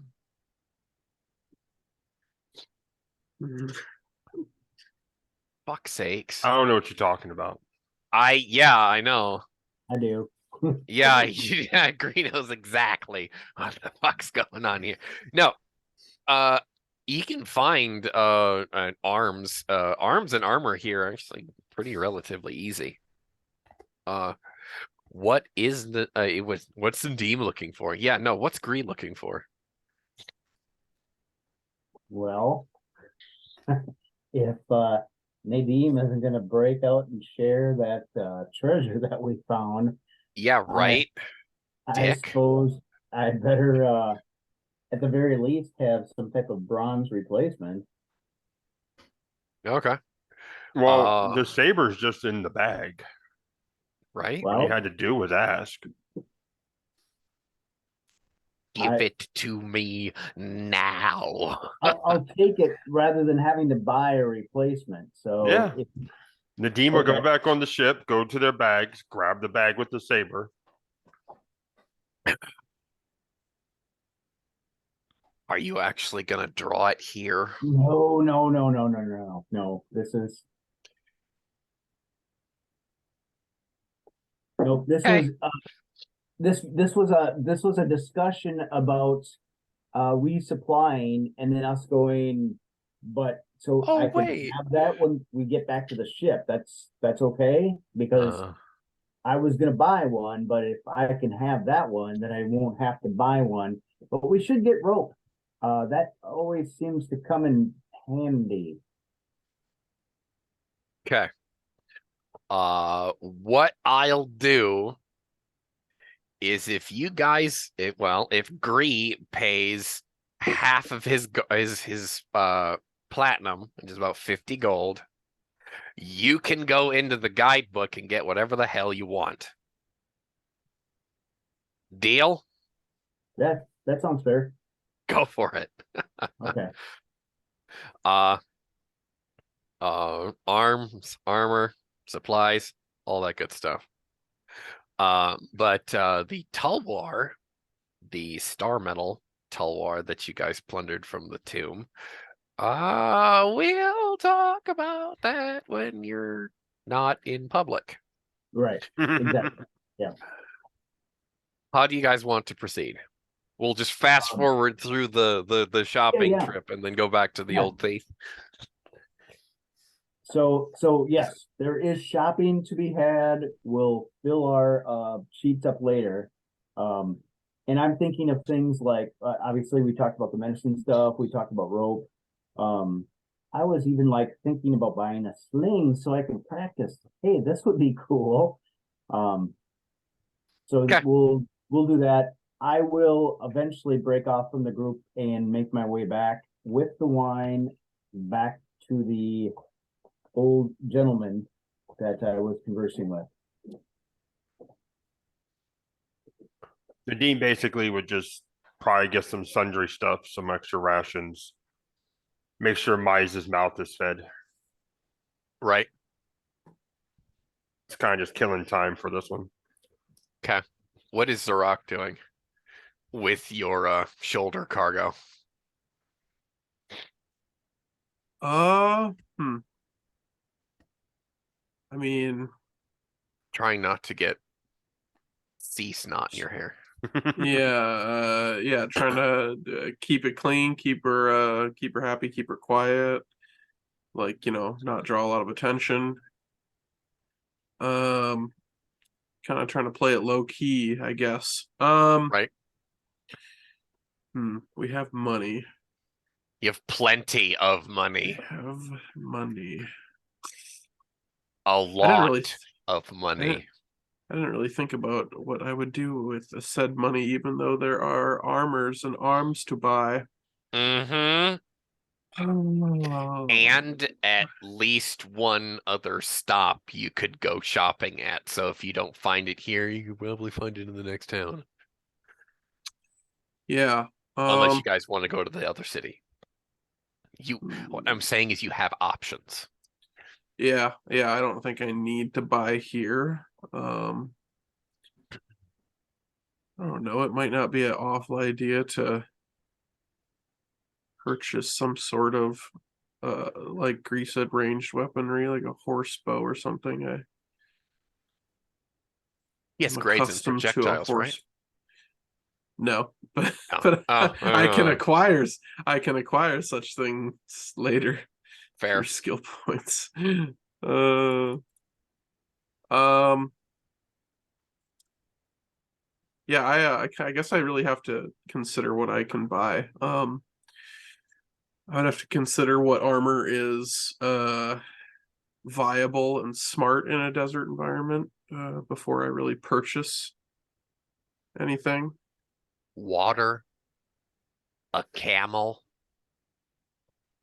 Yeah, I don't know. Would it? I mean, it wouldn't make sense to have a camel on the ship right now, though. So, You mean, you guys know. could. It's a ship. They could have livestock on the ship. You could. You honestly really could. Okay.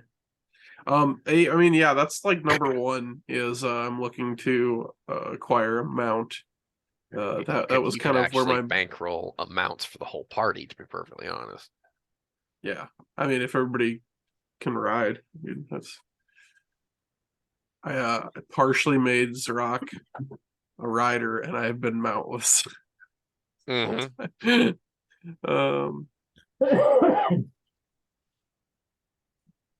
Yeah, I mean, if it would make sense to get some camels here, he'd probably look into doing that. If it wouldn't make sense, then I'd wait. I'd wait a village or two. Okay. Oh, that's Well, up to you. I mean, based on the captain or the sailor's word, what are these other villages like? Are they all fairly similar? River fishing village, yeah. Like same type of stock? Like, would it make sense to buy them now or maybe in a village or two? They're all going to be roughly the same. Okay. I don't think I'll buy them here just because that would be more feed, etc. that we'd have to Of course. buy. Maybe it wouldn't be a bad idea if we kept our eye out for some type of toy or amusement, just to kind of keep her occupied when we need to separate a little bit. I'm thinking of She has her doll. she has her doll, but if there's anything that strikes our fancy as like just some type of treat for her, I'm thinking of something that would keep her occupied. Okay. Another doll? You know what? I do have a thing in mind now that we've discussed mounts. I have points in husbandry. Oh, so can shit. can I inspect the health of the camels that this village has to offer for sale? They are well taken care of animals. You do not find any sick ones. Okay. Or neglected ones. Okay. Good. Strong, healthy beast. Do they keep track of any sort of pedigree with camels, or like are these like good? Not really. These okay. So these are pretty average beasts, possibly. Possibly. You know what? Let's I mean, if party's not opposed to it, yeah. Yeah, I'll bankroll some camels here. Kit them out, whatever you got. Like, I don't know if you need tack and all that stuff with the camel. You probably Yeah, you're gonna need tack. yeah, Tack, let's saddlebags. yeah. You should probably buy one extra one as a baggage camel or two. Depending, do you want like trained mounts, which would technically count as a war camel? I for sure would. Okay. Go into the guidebook. You'll see it. Anything else anything else missing, we'll talk about it after the session. Yeah, I'll cover the rest of it. But that's what Zarok would do. Would look up that particular piece of Okay. Gree, back to the outfitter.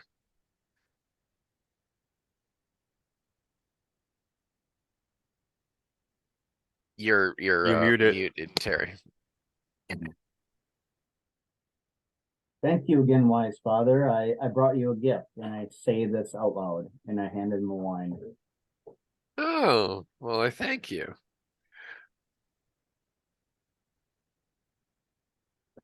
And then I signed to him,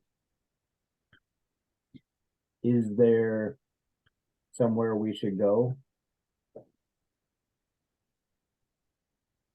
He signs back to you. He goes, I'll show you in the back of the shop. He takes you in back into like the closed workspace. And he goes into a what looks like a strong box of some kind and unlocks it and brings out a very well worn but very well maintained leather wrap, like a folding bundle that's got like it's got a bronze buckle that closes the whole thing. He unbuckles it and unrolls a set of lock picks that are possibly twice as old as you. There are a few star metal picks in there. There is one that's actually made of ebon, which is it's a blue black metal that you've never heard or seen of before. So never mind. One is black. You don't know what it's made out of. They all have wooden or leather wrapped handles. Essentially spoons, hooks. I can't remember what the wavy toothed pick is.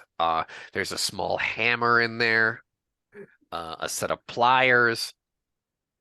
Essentially, yeah, you're looking at this guy's toolkit that may or may not be older than dirt. He's not nice. But anyway,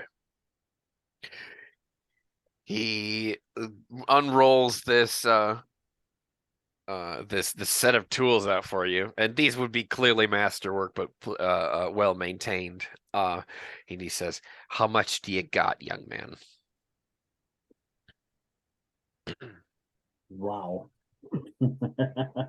This would be something like your late instructor would probably have himself, but in the opposite, like doctoring tools, like scalpels, knives, a bone saw, and now it does come rushing back to you. He goes, damn it, I wish I would have, if I had to steal anything, I wish I would have got the doctoring tools. All right. So basically, I will go into my pouch and without trying to deceive him, just show what I've got left after we've already spent our money. Yeah. Supplying. So He says, I don't want to break the vault, but these will not be cheap. Next time, take Nadim with you. He probably would have. Nadim would probably have dropped a platinum on this set of tools himself, but you jumped on it first. Great, well done. What, do you actually show him how much money you got? No, I'm just a kid. Oh shit. My All gosh, right. is this okay? He's like, that'll do. Go onto your character sheet. Go into group chat and send me a private message of how much coin you have left. Just put a big fat 0. It's fine. It's a big fat 0. I got nothing. You took it all. You broke. Well, okay, so I've got to ask, Ray. So if we split the platinum, and then 100 gold equals 1 platinum. If you We each broke had- it, We each had a platinum. yeah, including whatever you guys had previously. and then how much would we have spent out of that for resupplying?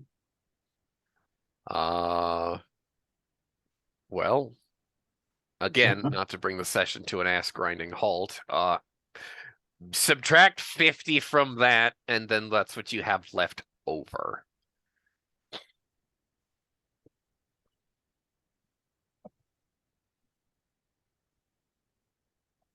In the coin denominations, obviously. Yeah, but what do you have left? I know you have more than that in loose change and other coinage. Oh, Yes, total. Copper, silver, and gold. that's it. That's all you have? Yep. Really? They didn't trust me. They didn't That's trust more me than to I hold cash. No. Well, I guess Nadim is the one who's been keeping track of the party gold. So yeah, no. He basically takes the rest of your money and says, "All right. Well done. Don't lose those. There's about 60 cycles worth of work in there." Wow. Thank you, sir. I appreciate your generosity. As I said before, I wasn't lying about us following the slaves. I speak the truth.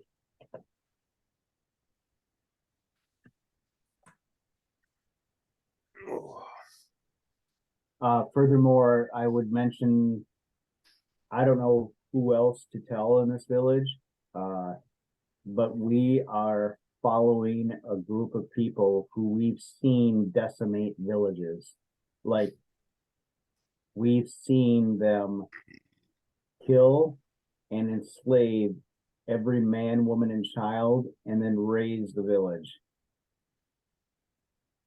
It was a group that when they left, they built an altar and left a sacrifice. The altar was decorated with a elephant skull.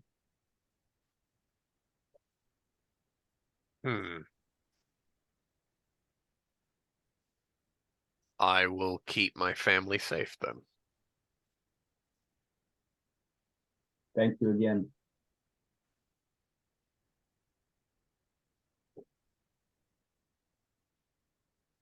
He dismisses you, and you guys you're left to go about your way, your day essentially.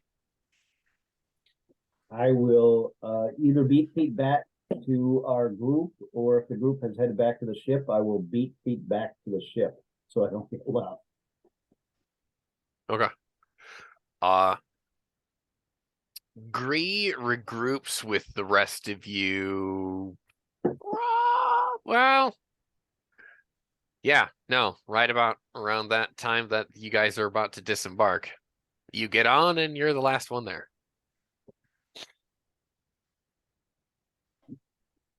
And they will see themselves off to their next stop here. The next village, they will arrive there about mid-afternoon the next day.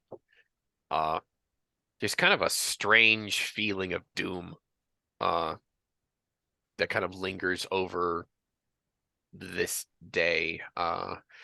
The scar that Gree acquired feels cold and tingly here. And when you meet with the headman of this village, he does confirm for you that a ship, according to the description that you'd given, has stopped a few days, but on the opposite side of the river. He says that if you paid one of the fishermen, they would ferry you across the river, and they would wish you luck on your journey. Chasing them down, the slaves anyway. How long is our ship going to be at this port of call? 2 days. Oh. Well, I'm saying to the group, it might be worth us to go across the river and take a look and see. I mean, they were there, they stopped there, and then they moved on, right? Yes, the slaves had been dropped off on the opposite side of the river, and the ship had, yeah, not here is what I'm saying. There,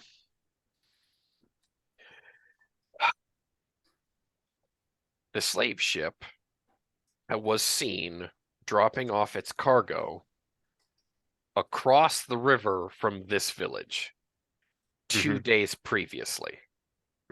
That is all you know. Oh, that's definitely something we're interested in then. Yes.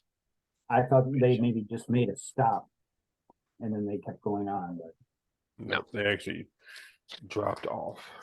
Okay. No one saw where the ship went after that. That should be a pretty easy trail to follow.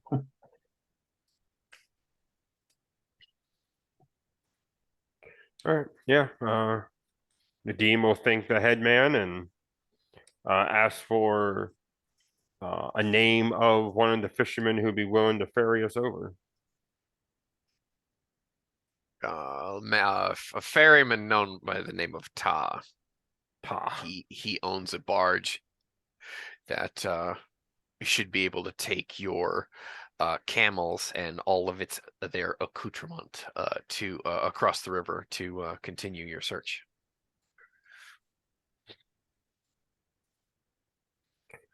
All right. Should we get the other two? Yeah, we should. And maybe let the captain of our ship know that we're Parting here. disembarking here. Yeah, the captain he doesn't say much. He just wishes you luck. I will actually ask him the name of the ship. This one is the Gilded Sparrow.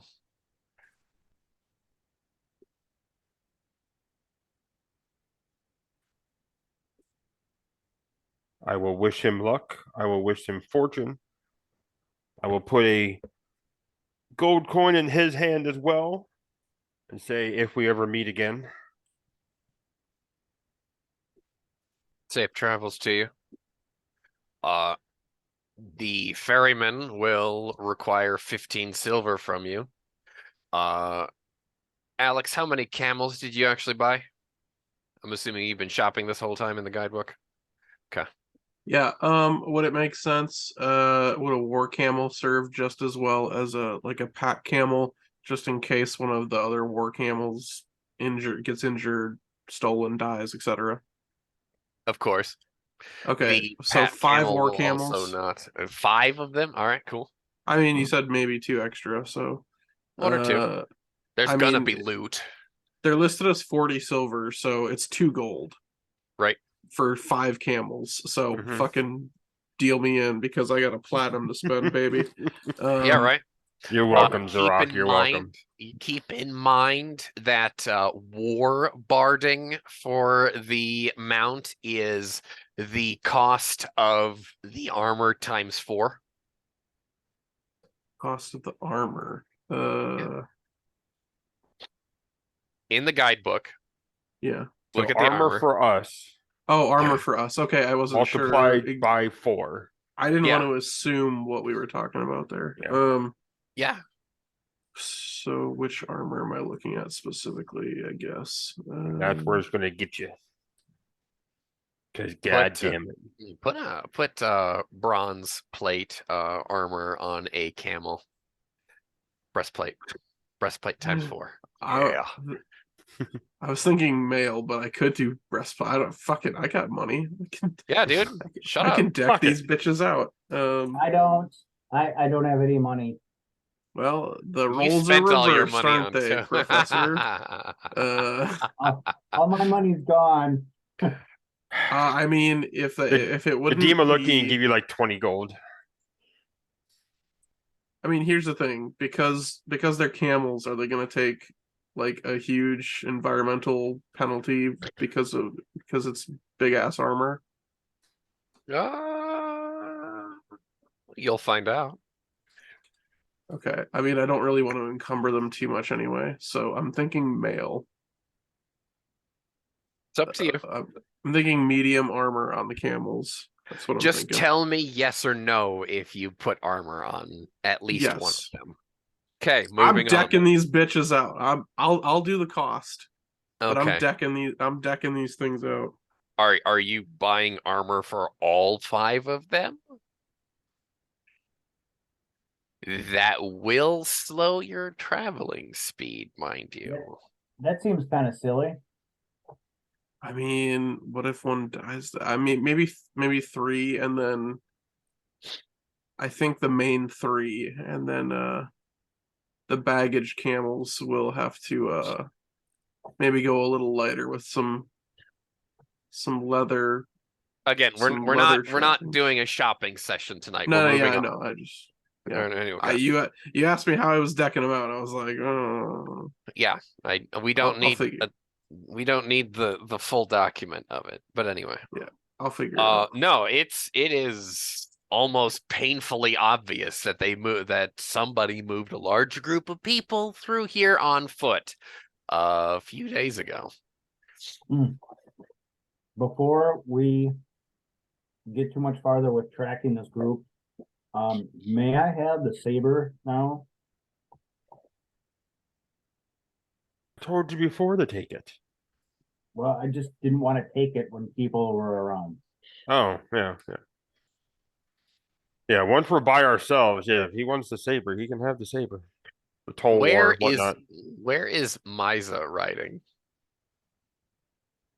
I don't know who she currently clinging to. She could be on my shoulders again. She's sitting with Zorak in the saddle there.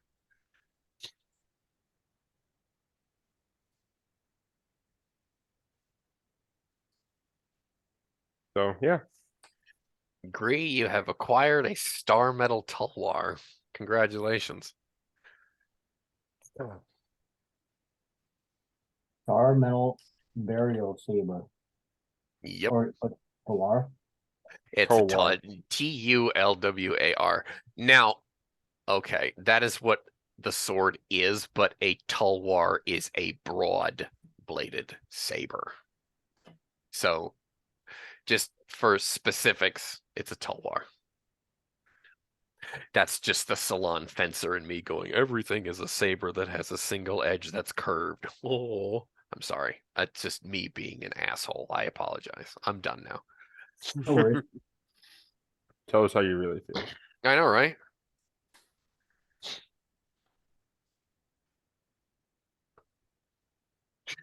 Do we want to resolve the issue with the saber or no? It's not my bag of cats. Mm-hmm. Because you realize this whole time that Nadim did not touch that with bare hands. Uh-huh. I think it's wrapped in cloth. So, Gree, what are you doing with it? He who is Well- not wearing gloves.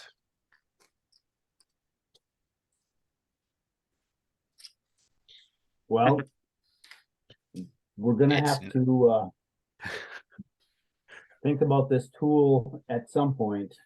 Do I You do I tell deal me with what you're this? doing, man.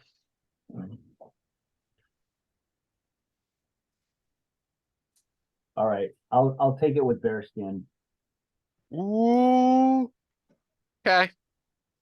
What are you doing? How are you handling it?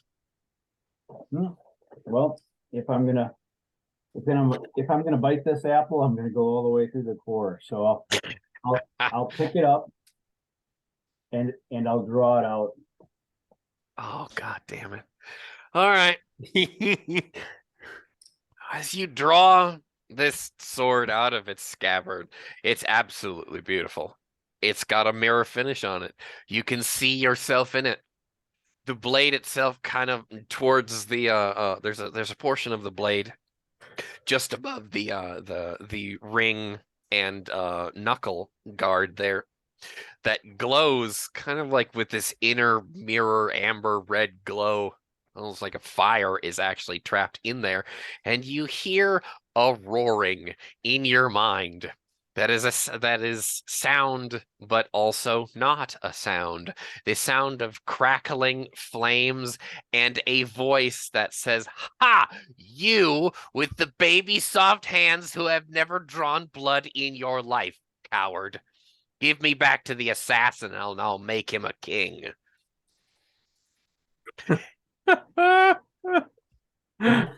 And that's all in my mind? That is all in your head.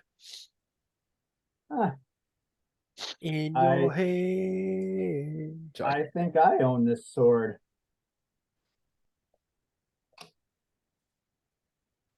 I think not, child. Swing. Let's see. Let's see what you have. There are many tulwars in this world, and there are many weapons, but there's only one Tansama. You have an image of in your mind of a man with an immaculate beard and a black turban, who is shirtless and on fire. And in this image, do I have the sword? Yep. The rest of us see that Gree is not here anymore, quote unquote. He's got a look in his eye that is like the 1,000-yard stare, and there's like a kind of like a heat shimmer like behind his eyes if you actually try and look at him. It looks like he's in a trance, but clearly he's not on this plane of existence.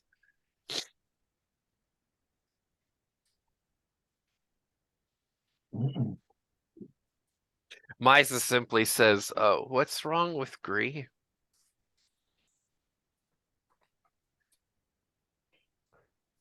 I will address the opponent in front of me and say, I am not a great swordsman. Oh, I I'm- know that. I am trained, but I'm willing to learn. And I will strike a defensive posture with it. What we see in the realm of the living is Gree, whose lips move slightly, but no sound comes out. He takes a defensive stance, possibly a high guard, with the sword above his head, and he drops the sword. And the vision vanishes, and you're back to where we are.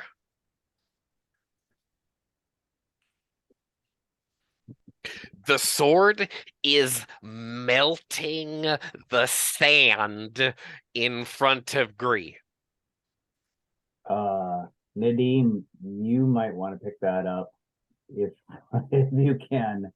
There's some there's some intelligence to that sword. Give me a life force test, Gree. That was rather harrowing.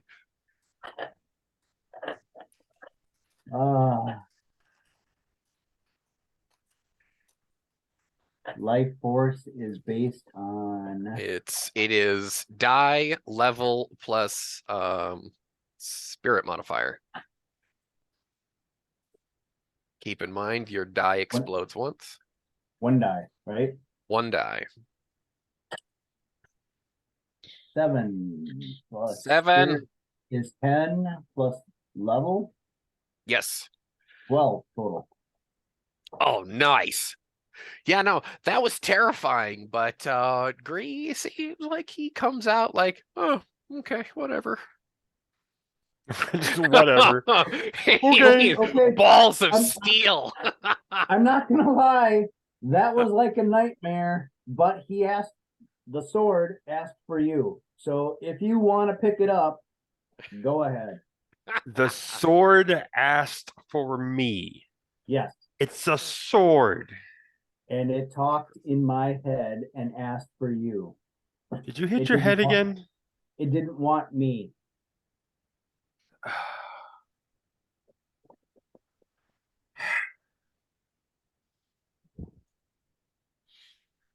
Okay.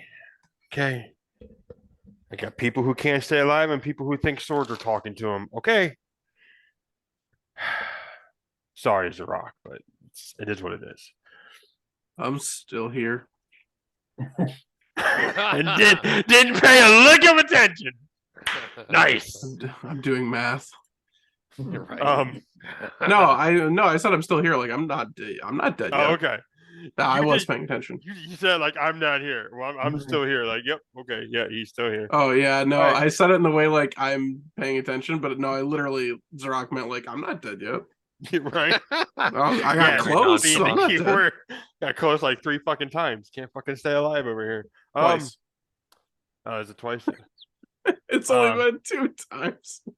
Sorry, premonition there for a moment. My bad. The next one. Yeah, the sword- Nadim will pick it up. What's the worst that's gonna happen, right? If he's Why wearing you gotta gloves, say words like that? I back away. Yeah, it's like no, let him do it. The magic phrase. what- What's the what- worst that could happen? What's Nadim doing? I said he picked it up. He's still wearing gloves though. No, again, there is a roaring in your ears when that is again a sound, but is also not a sound. And you are now no longer in this plane of existence, and there is a fiery individual with an immaculate beard and a black turban standing before you who's on fire. And he crosses his arms over his broad chest and says, "Your hands are as soft as the boy doctor's." Jesus. At least I have blood on mine. Let me see a real killer and I'll find a master. Oh fuck! Is it Zarok's turn to pick up a fucking sword?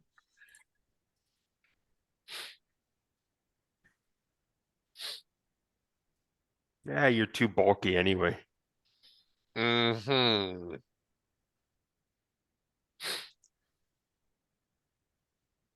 Seemingly, there's Nadim has esoteric lore, doesn't he? He does. You can roll that if you want, unless you want to just like have a pissing contest with I mean, the he thing might, that could kill you. right? No, let me I roll got, an I got esoteric. level 1 in esoteric knowledge. You have time to use that skill now, Gree, if you'd like.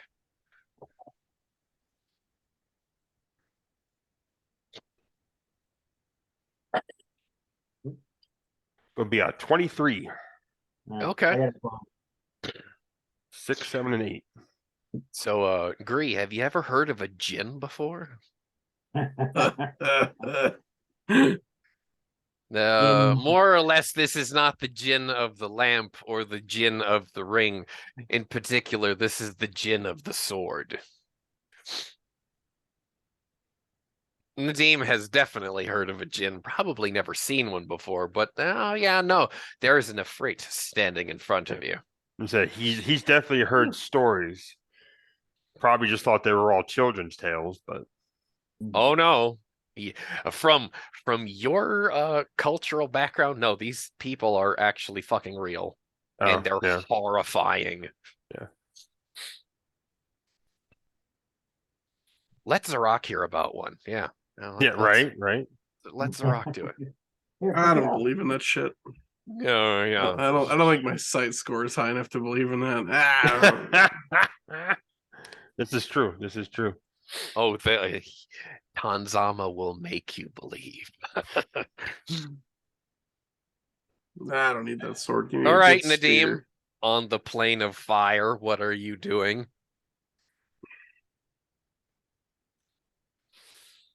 I'm assuming he's just standing there. Oh yeah, no, he's waiting for you to make your move or make your petition.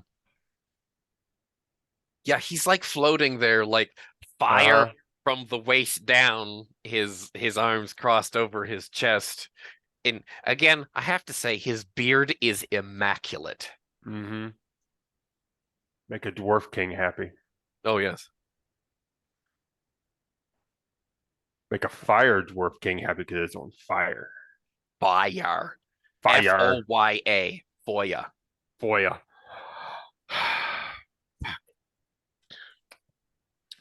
Because here's the conundrum. I'm gonna say as the left side of the brain as the narrator here. Choose your next words very carefully. Right. This could be a TPK right here. Well, we're I didn't touch the sword. right. He doesn't care. We're going to we're going to delve into the Dean's mind for a second beyond this scene, because here's the thing. He's not one to back down. To back down is to show weakness. To show weakness is to get killed. We've known his mantras this whole campaign. He also knows that he's not very good with the long blade, and that this son of a bitch can incinerate him with a thought. So now he is stuck between, does he let his tenacity and stubbornness win out, or does he actually submit to the respect and reverence of an Ifrit? And this is where Nadim is stuck. So, Play your character. oh, I know. I'm not here. That's me inner monologuing him right now. So,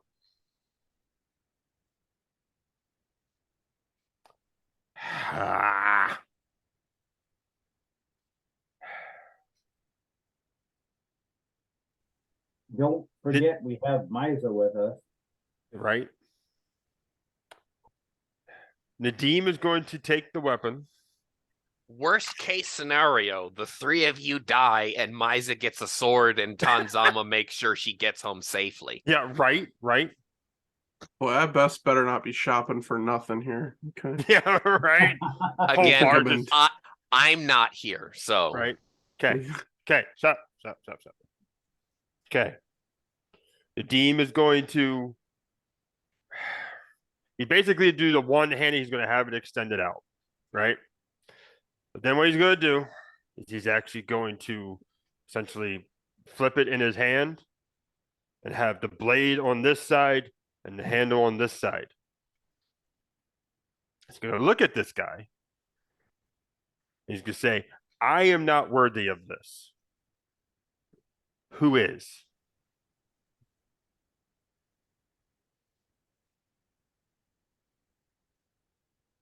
Hanzama cocks his eyebrow. Again, an immaculate fucking eyebrow. God damn, Right. he's fucking beautiful. God He damn he cocks an eyebrow and he says, "Let me see the talishite, and I will see if I can answer your question properly."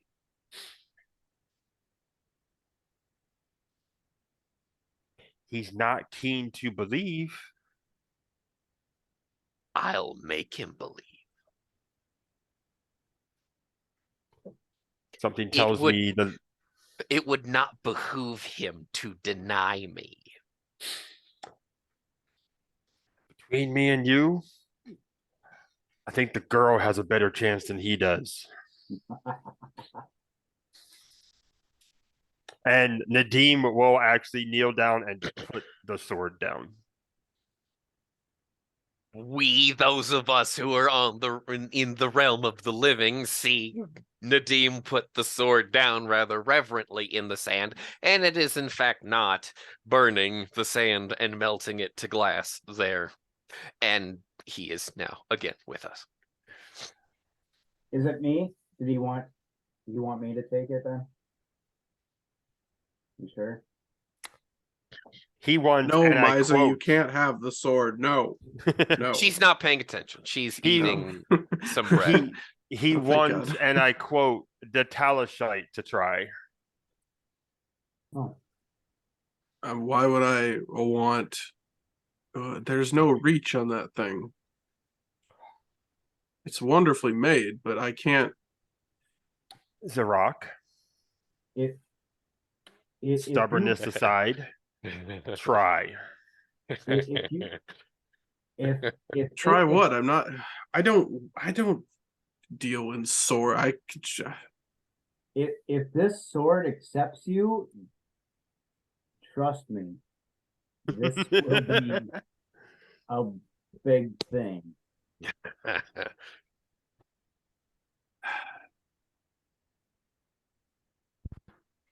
Fine, I but mean, you have to take. worst thing he's going to say is no. I doubt that's the worst thing, but Oh, don't piss him off then. Don't get him too fired up, okay? Ha ha ha ha! Sorry, I'm not here. so I pick it up and I talk to the sword. Is that what I do? Is that what's going on here? Just pick it up. Pick it up. You're being very vague and I don't like it. And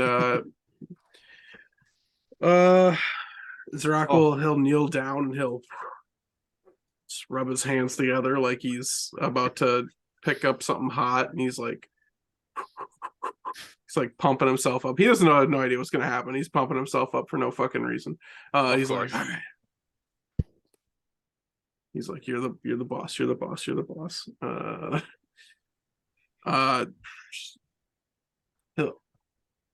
He'll look at it. He'll appreciate it. Yeah, it's good. Very fine, very fine. Yeah, and then I guess he'll grab the handle. Because I'm being peer pressured here. You take up the sword. And again, you're now no longer here with us. Mentally. There is a roaring sound in your ears that is a sound, but it is not a sound. And the entity that I have described twice before with the immaculate beard and eyebrows, and the aquiline nose that's on fire, Is it? stands before you with his arms crossed over his chest, and he sneers at you and doesn't say a fucking thing. Is the eyebrow? Would it make the Rock jealous? Oh, Tanzama's eyebrows are more beautiful than the Rock's. The Dwayne Johnson has disgusting eyebrows compared to. And you can tweet that to Dwayne Johnson. I don't care. I don't twit. I don't either. Yeah, but Zarak, when he grabbed the handle of the talwar, he was left knee down, right foot on the ground, so he's in a kneeling position. I assume he appears in that position, and he'll Yep. he'll look up from that kneeling position. He'll go, "Hi."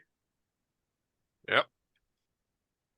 You see a Nefrit Jinn, a genie standing there, or levitating there. You don't You see his don't- legs. I don't see many of you around here. I don't see many of your kind around here. He'll look around. Touche. Yeah, I suppose we're not here anymore. We're here. We're not here. We're here. You are where you were a moment ago physically. Well, then I guess we're both right, huh? Your spirit is here with me. But you are safe so long as your companions don't leave you. I'll be pretty upset if they do. So, what are we doing here? I am evaluating you. It's like physically, like, do you wanna look at this build, or should I like perform like I could do a kata, I could do some exercises. I'm feeling pretty sprightly today. I was feeling like shit a couple days ago, but I saw everything that has transpired from the tomb. yeah, it wasn't my best. Just keep that in mind. I've survived this long, and that was not my best. People keep telling me to go into rooms, pick up swords. I don't want to do these things. I keep getting thrust into these scenarios. It's frustrating, you know?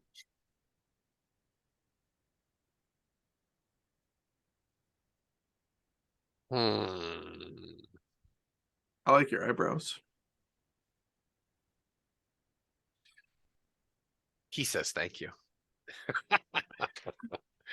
How do you get? Does he have a goatee? Does he get like He has a beard. a beard? What do you use for your beard? He just It looks strokes his beard. That's and natural. Is yours not? This is, but I mean, it doesn't look as good as yours. Come on. This is natural, but it's nothing He to write home about. Yours is. I would write to my mother about that. Come on.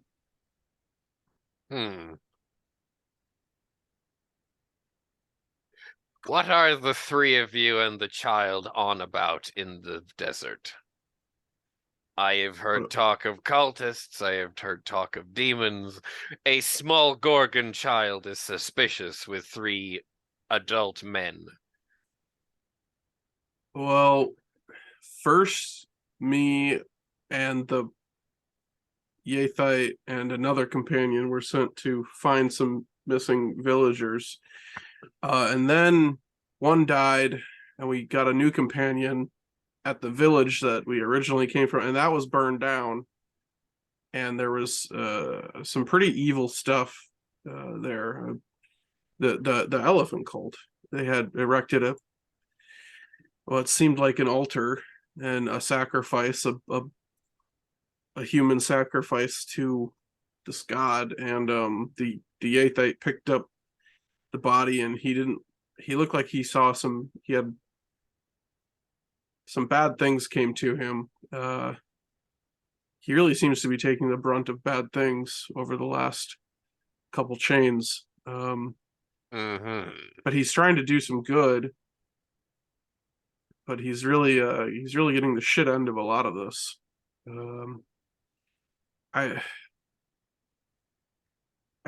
I don't know if we're trying to bring down a cult. I don't know if we're trying to stop. This is all, I've been sick, so I've kind of been out in and out of focus and consciousness. It's been hard for me to keep track of everything recently, but I feel like we're trying to figure out what this cult is doing, like what they want, and maybe stop them. I don't know if we have the strength to do that, but I see. And that's the he points in the direction like where Gree would have been standing. It's that one who's doing this. we're all kind of. Well, I don't know about the assassin, but that's kind of what me and the Yathite were doing. We kind of got wrapped into this cult stuff, stopping. We stumbled upon it. I mean, stopping a cult couldn't hurt. I mean, it's the altar looked pretty evil. It was bad. I don't know how else to describe it. It was pretty sinister.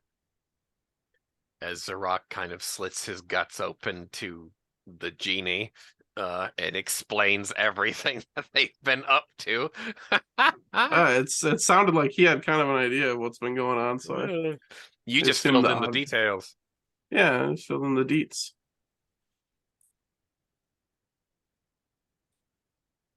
I don't know. You seen the rough shape I've been in? I've just been trying to, do better. Yes, I do see that.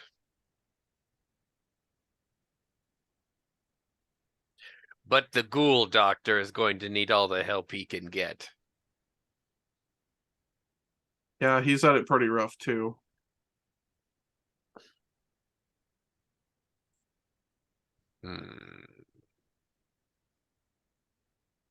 Let me speak with him. Is there like a... Can we all hold on to this at once? Is that possible? No. Or you just meet out, you just do one-on-ones? Okay.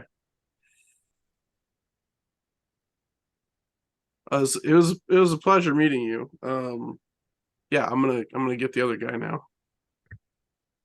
He's still in the kneeling position this whole time.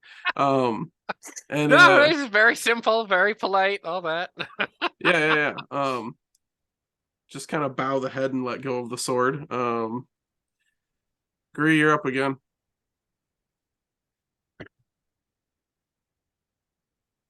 I feel like this is team captain tryouts over here.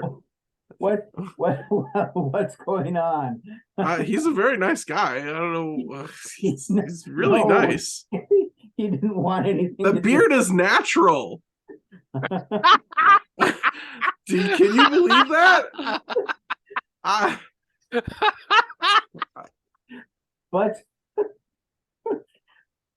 he like literally asked for Nadim.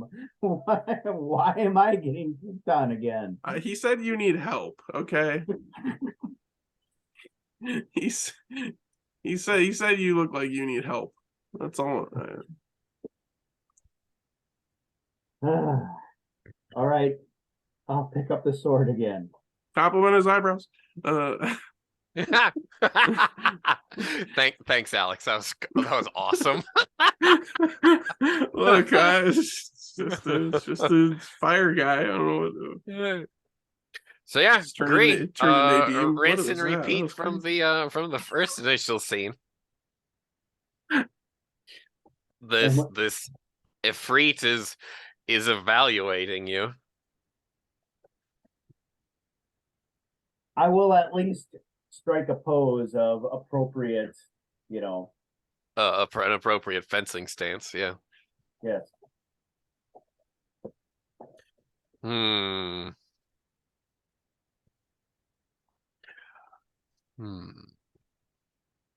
have a feeling that he's kind of like gazing into you, which makes the scar on your chest tingle in a weird way. That scar interests me. It wasn't by choice, to be perfectly honest. Oh, I can see that. And unfortunately has been a mark of our past adventures so far. But we have persevered. And I do believe that we are on an honest and true quest, as it were. Your companion said you might be breaking up a cult of demon worshippers. We came across a group that completely destroyed a village, killed or enslaved every single soul, And sacrificed a dancer girl. and sacrificed a dancer girl.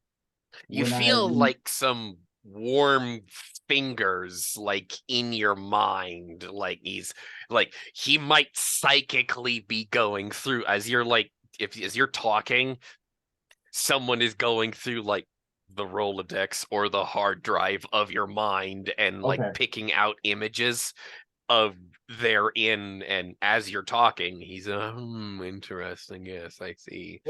and I'm not trying to lie or be untruthful at all, and say, Oh, yeah.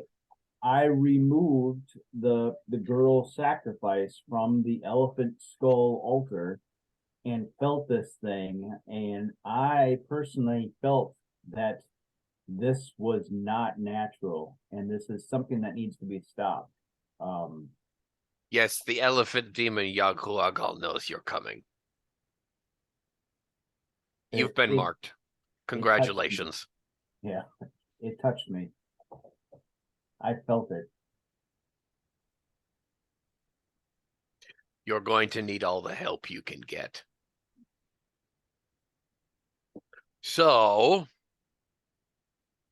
I will make you a deal. If I see you through this fight and you live, you will deposit me in a place of my choosing. As long as it's not inside of an innocent person. No, but I'll make a killer out of you in the process. There's going to be a lot of blood in your future. I will agree to that, provided that it's not a mania. That this is under control, and that my companions and friends have zero threat from me.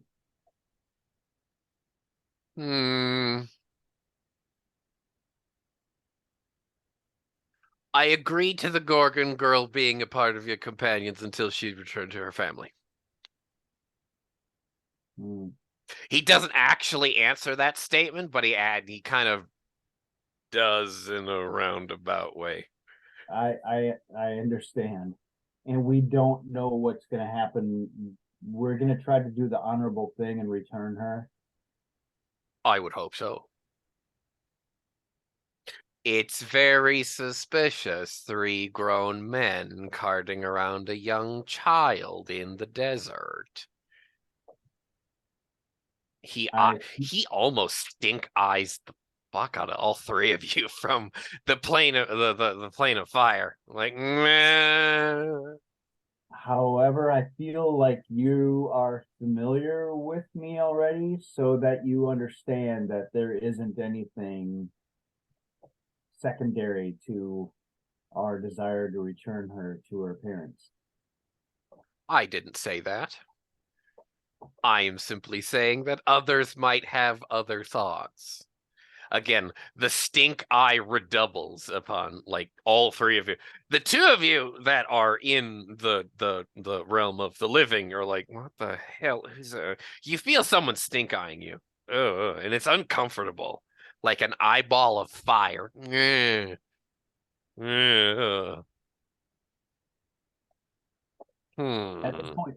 this Hmm. point, I can only say that it's an unspoken word of honor between myself and my companions that we have silently vowed that we would at least return her to her family.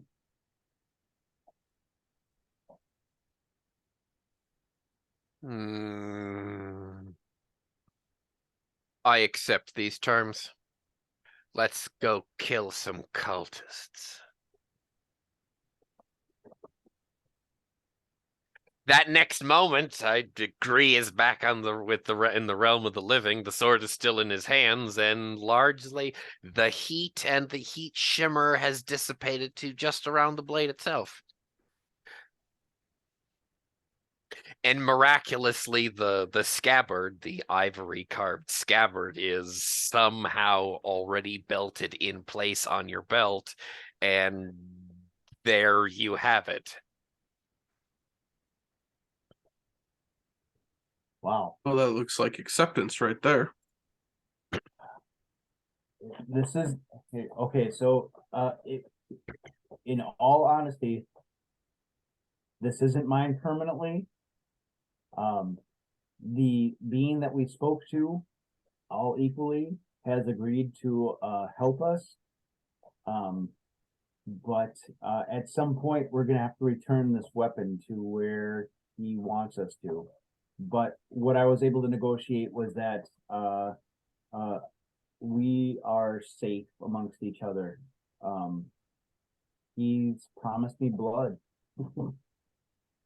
Keep talking, I'm listening. Hang on here.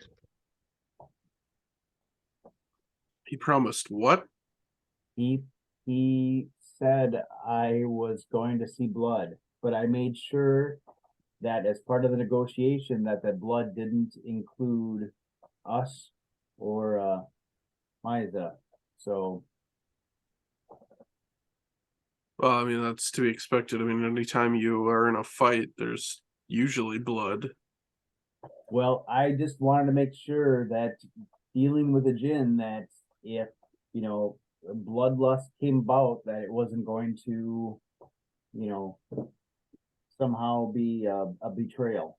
So he gave us our word that whatever is going to happen, however he's going to help us, isn't going to be a threat against our fellowship here. I Oh, had to go get Tanzama's character sheet. Yes, he has a character sheet too. oh shit. Tommy! Yeah, right. Thanks, Terry. At full immersion with the sword, you create a spectral being. Would be nuts. Hmm.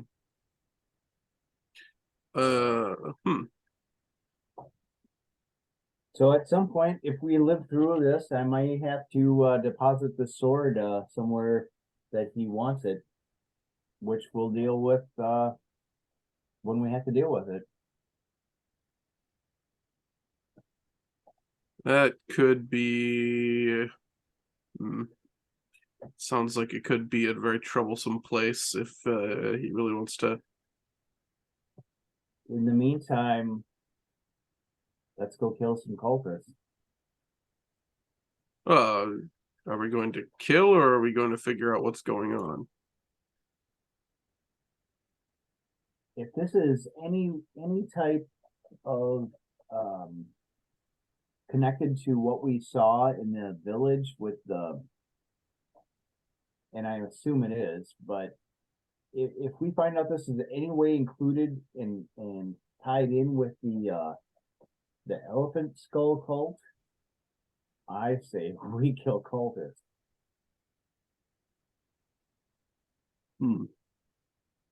Yeah, that's probably a good idea, I guess.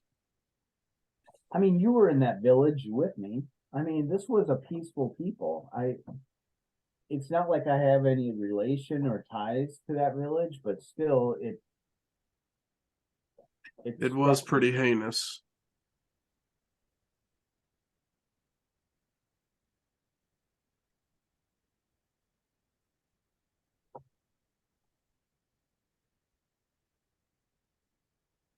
And technically, we still have a debt to pay with Yafaris if he's still alive. Hmm.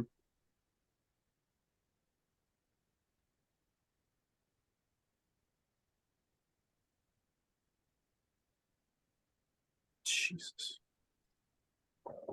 I can't help but to feel at least slightly responsible for Yafari's house being burned down and them being abducted. If it has anything to do with the information that we brought to him. Not that would keep me up at night, but still another mark on this.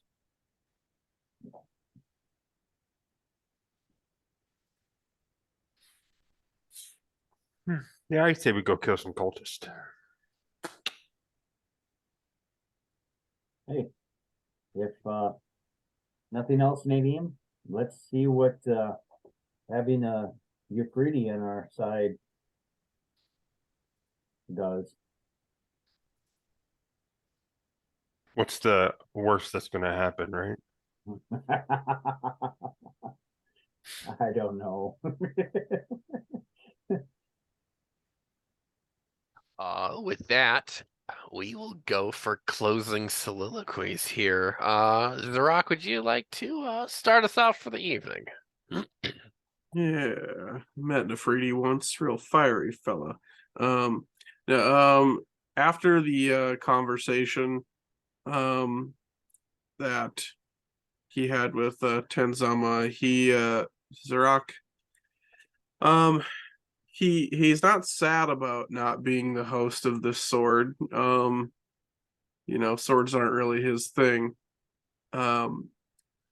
He's kind of wary about the whole situation, but it would be interesting to see what kind of an ally this sword makes. And I mean, if it can help us do some good and stop some of these cultists in whatever nefarious, heinous plans they have, let's see what happens. Let's get to the blood, I guess. He's looking forward to doing some good and hopefully not getting his ass kicked.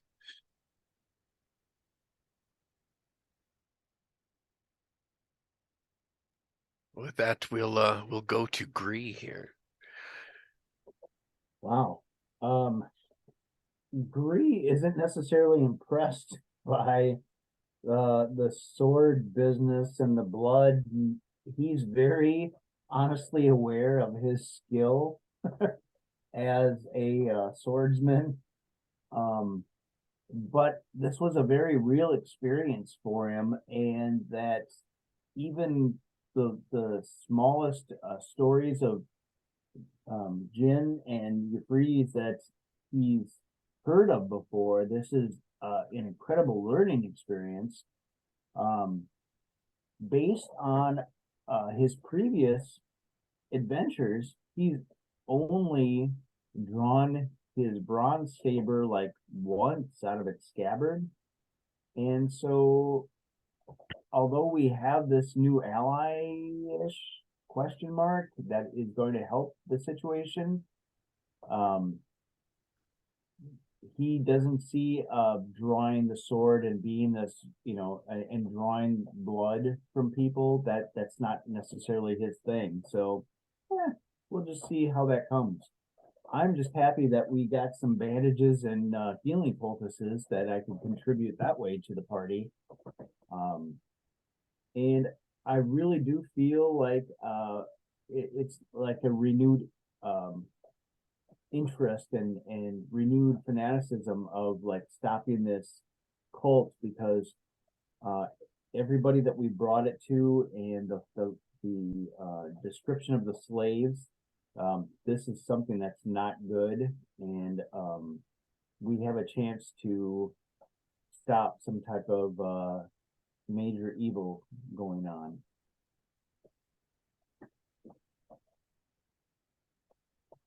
Nadim. Nadim is he's kind of shell shocked, just like he actually got to meet in the Freet. Fucker was magnificent and terrifying in equal parts. But now that like he's not the one dealing with the thing directly, he's not the one with the sword. It kind of gave him like a sense of exhilaration. Because oh fuck, we have an Efreet on our side. These some bitches are gonna burn, and it's gonna be glorious. So now he's not like bouncing at the bit, but he's definitely like got that mindset of, all right, we got some good on our side now. Let's go fuck some shit up and let me go get this bounty because this fucker needs to die. Yeah, that's kind of where he's at.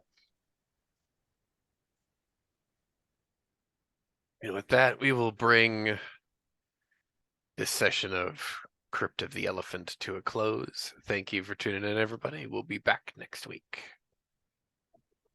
Good night, all.